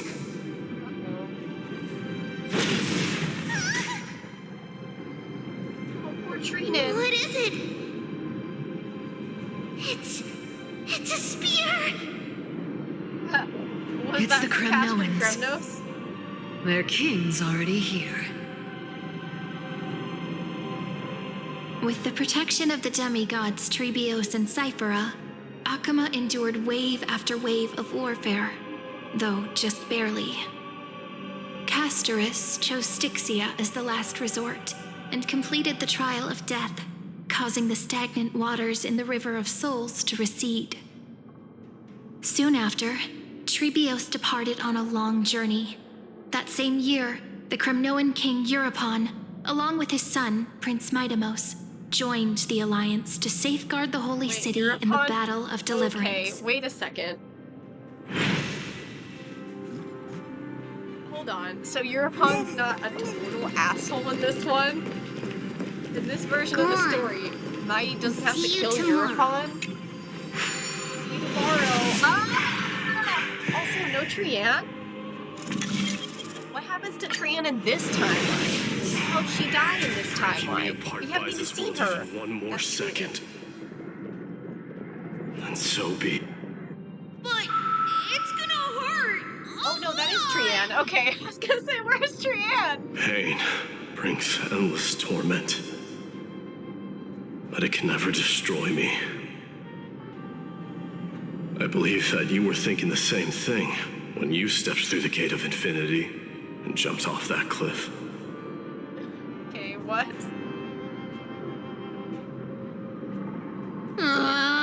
Can't argue with that. Okay, thank God Trian's not dead yet. Current situation. If she This is died the off only screen path before we even Akama saw has anything with left. her, I would have been really upset. Just do as I say. They got us really attached to her. Split my soul into 5 pieces. Forge me an immortal vessel. Let the blade of strife hang forever overhead. Locked in battle with their enemies to the world's bitter end.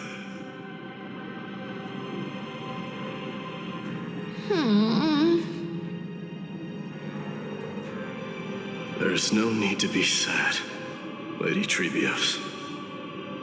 Haven't we already taken great strides towards that promised tomorrow? In this life, my people no longer have to drown in false guidance. Kremnos has washed the blood off its fate. Emphorius no longer needs a god named Strife. So let me shatter the former laws and turn the Lance of Fury back into a weapon that protects the world. We understand. By the way, can you do me another favor? The 7 sages from Grove of Epiphany are already en route. They'll arrive in waves to join the resistance in a couple of days. Among them is a scholar named Anaxagoras. Yay! He has extraordinary insight and fears no sacrifice. This soul-rending ceremony wasn't just my decision. It was his counsel. His wisdom will surely be the backbone of Amphoria's survival. Watch over him. Carry on this everlasting flame for me. Through Anaxagoras' ritual, the demigod of strife split his soul into 5: courage, honor, tenacity, sacrifice, and reason, each sealed in blood crystal and cast into battle. The people held a 10-day funeral to mourn their fallen god king, and through his sacrifice, humanity was granted 200 years of peace.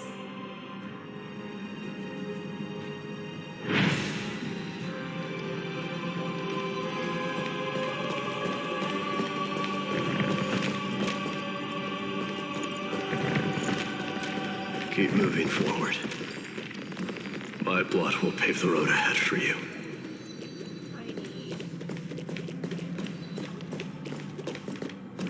Keep moving forward, little Gray. See you tomorrow. Tomorrow.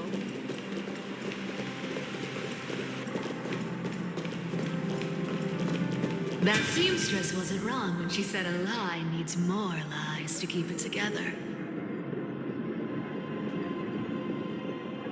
Reason and trickery. Never thought we'd be the pair to finish this final setup. Yeah, that makes sense. Can't catch that Tin Man without your little slides. Besides, this is our last shot. Not the time to be picky, right? Don't oversimplify it. Lycus just found out Akima's been an empty shell for the past 50 years. He's bound to be furious. At this rate, he could have done anything. That's exactly what we want. Rage blinds even the brightest minds. Doesn't matter how much of a genius he is, the principle still holds. Once he storms into the council and confronts me head on. You trigger your alchemy with a boom and turn him into a caged beast. Easier said than done. You still have to pass yourself off as the deliverer without anyone catching on. And you really think a human alchemical array can bind a godlike being? That's just nonsense. What? Getting cold feet? Or you just don't believe in the almighty worth of the demigod of trickery? Just tell me straight. Can you do it or not?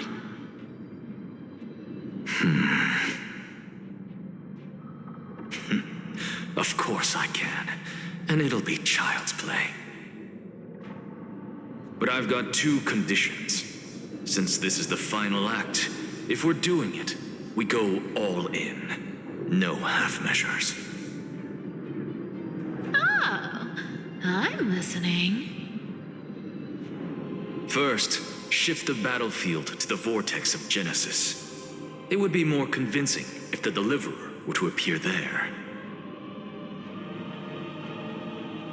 Besides, the vortex is cut off from the world. No place in Amphorius makes a better prison. If you pull that, wouldn't our deliverer have to face tank Lygus as soon as they come back? That clash is inevitable. All we can do is create more chances for her. And that's the second condition. The vortex belongs to Fagusa in the first place, remember? And there happens to be a demigod of ocean among the few survivors in the world. Is Hycelan still alive? Loop Hycelan's in. Let her join the final act. I'll transmute myself into a philosopher's stone and embed myself into the formula. And when the time comes, she needs to shatter me and scatter that stone's ashes into the ocean within the vortex.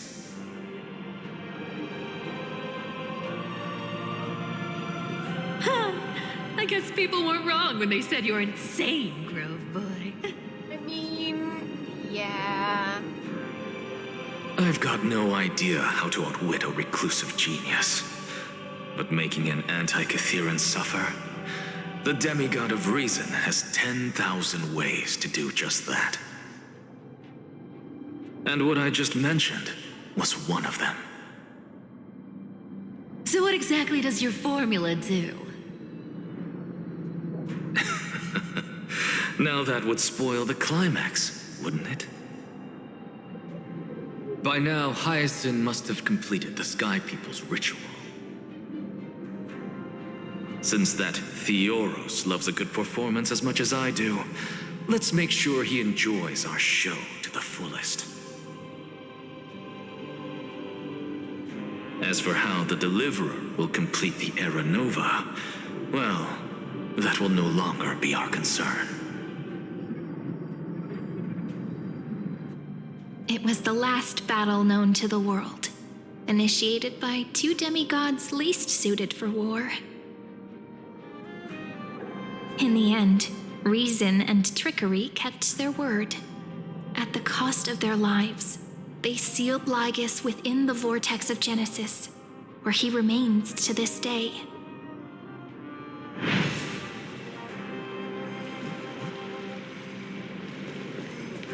Go forth. Finish the greatness left undone. Quit overthinking! Just run! Keep running. That'll be enough.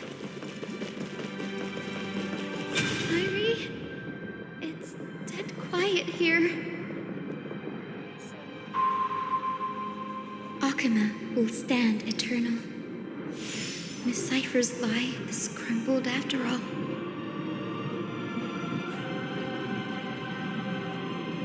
But it's all right, because all of us have fulfilled our purpose by now.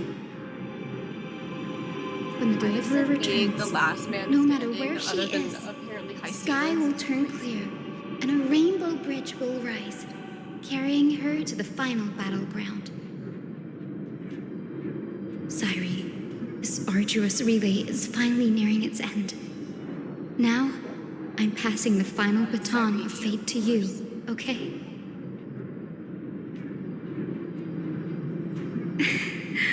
No, that's not quite right. After all, it was you and her who lit the first spark of this journey, wasn't it?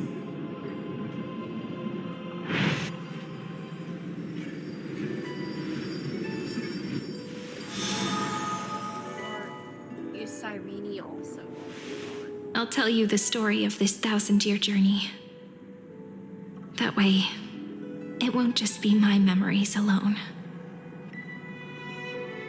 And I'll share the moments I spent with you with everyone. That way, the path we walked becomes a memory shared by all.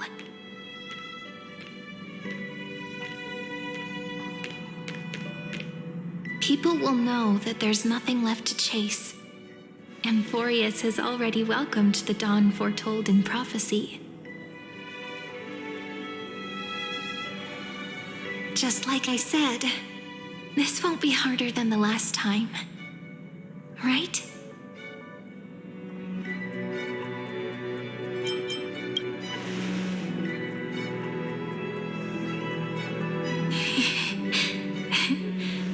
I wonder what kind of expression you're wearing right now.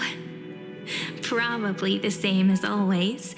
Calm, resolute, and brimming with confidence. If I have the chance, I'd love to see it again. Because it's really been far too long since we parted.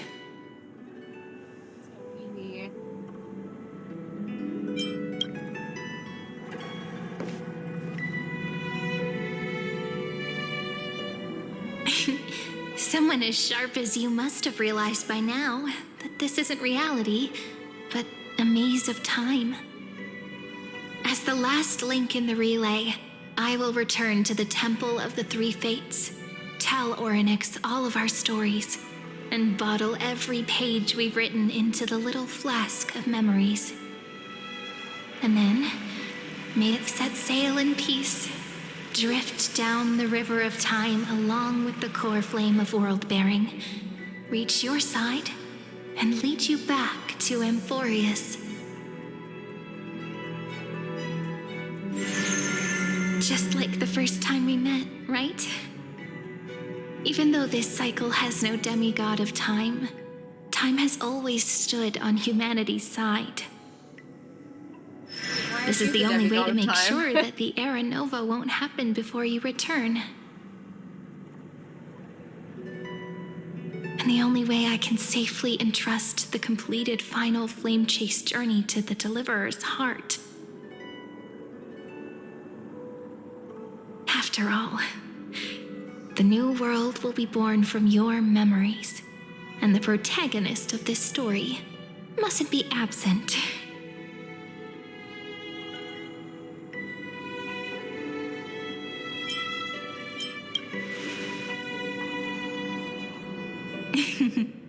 I believe you will never let us down, just like always. Do you remember when Finan sent us back to the beginning? When you and I got separated? But in the end, I returned to you, carrying all that we've been through. That's what memory is. It may wear down and fade in the river of time, but it never truly leaves.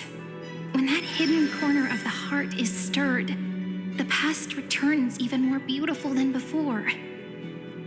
So don't worry. Let the 33,550,337th Flame Chase journey become part of you too.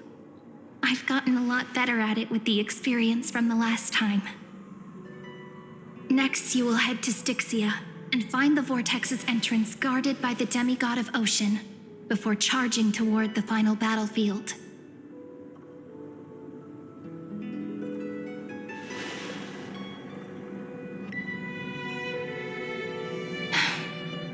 Don't worry. I'll be with you. All of us will. Even Finan. We'll stand with the Deliverer.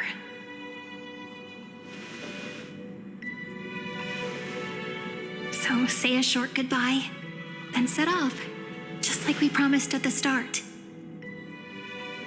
Toss away all unnecessary worries and troubles, and bring our smiles and determination into tomorrow.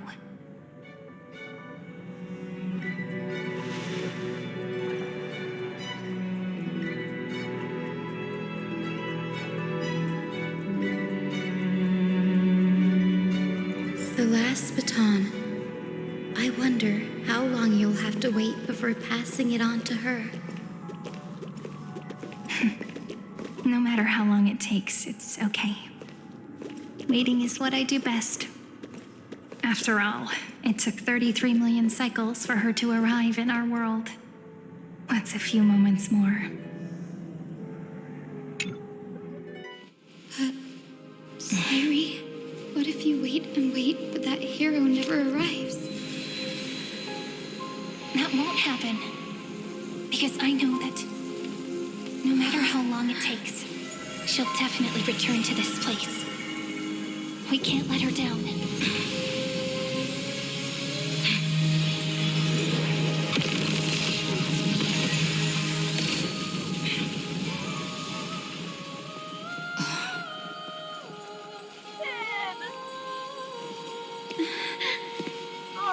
Sky shall rain rays of dawn for you. May romance be with you on your journey. And reason grant you enlightenment. Let strife bestow you with inspiration.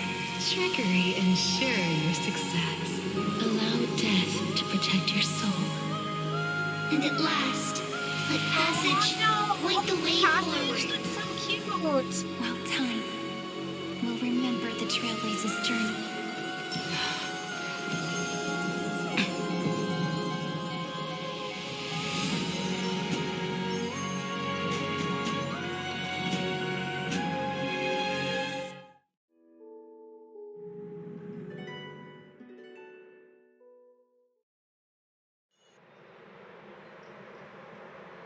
Is this Styxia?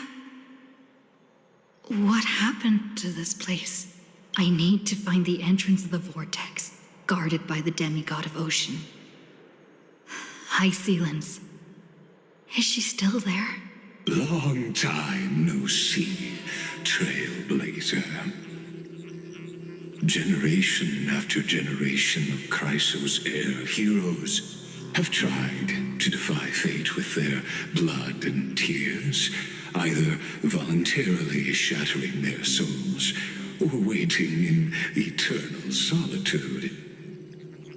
But alas, fate can never be defeated.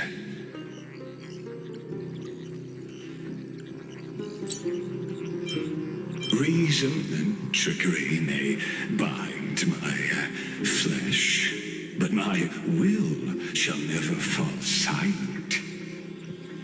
So the demigod of ocean, the Dux Gladiorum High Seasons, sought to bring me into a fantasia with her voice and drown a genius in slumber. But alas, it was all a hopeless dream. That warden fell before I did, due to erosion of time, while her prisoner remained unchanged.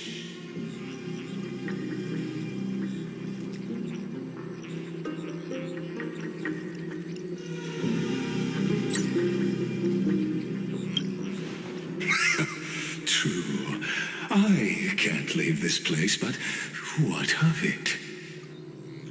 You should have heard of this fable. In a shadowed cave lived a people, imprisoned from childhood, and chained so that their legs and necks are fixed, forcing them not to look around at the cave, each other, or themselves.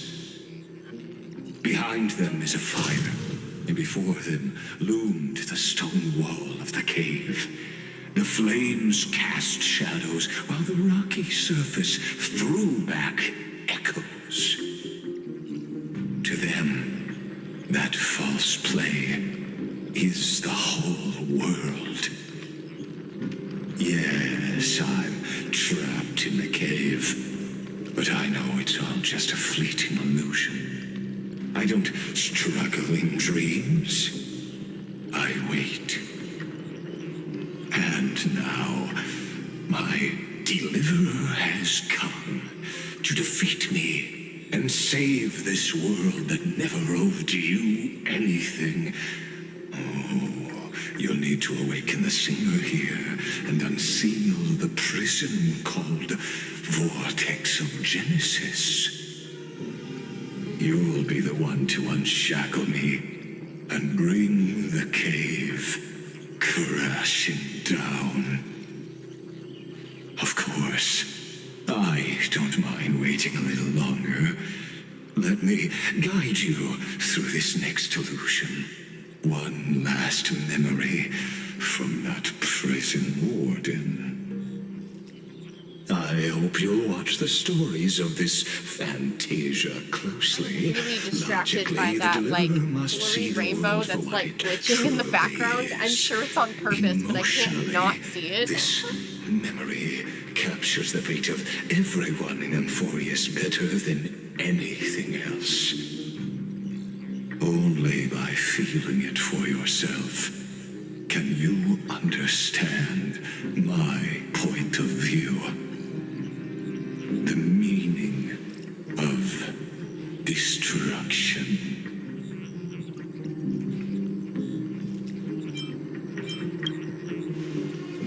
To your unshakable resolve, I salute you. But before we step onto the final stage, let me ask you this, in the spirit of that fable I told you just now.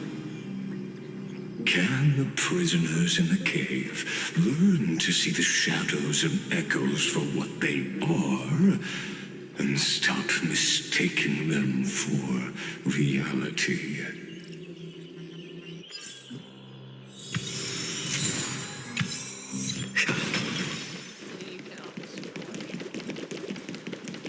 Look, the fire projects the face from her. The dark tides flood the sea, and our kingdom teeters on the edge. Fear not. Our queen has gone to the borderlands. She'll quell this calamity herself. This is the scene when the Chrysos heir of ocean was born. She was once of a Titankin race named Sea Sirens. At that time, Kozlana had suppressed the Black Tide's rise, but he was unable to remove Iron Tomb from its roots.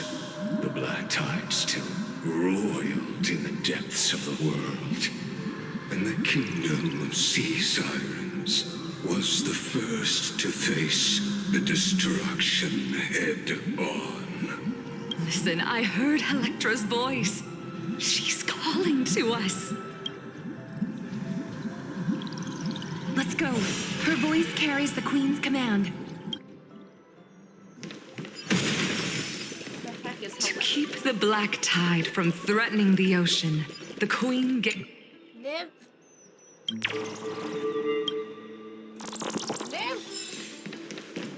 Garment Maker's back. The Garment Maker's back.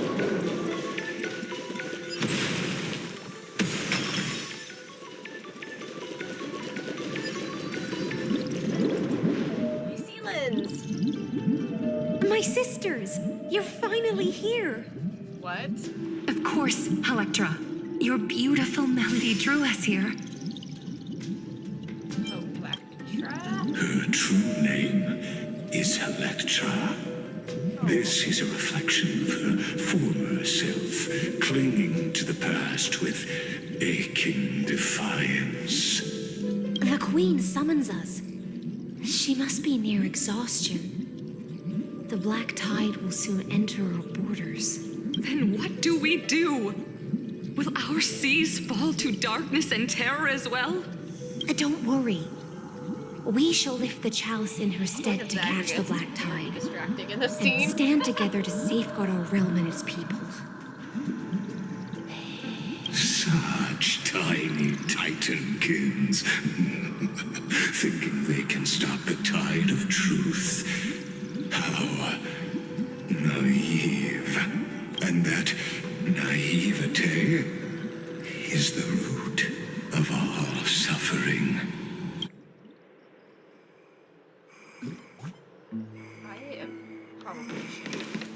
We should probably call it good night, because I feel like I'm probably nowhere close to being finished with this. Oh boy. Okay. I guess I'm just gonna have to record a part 2 tomorrow. That's fine.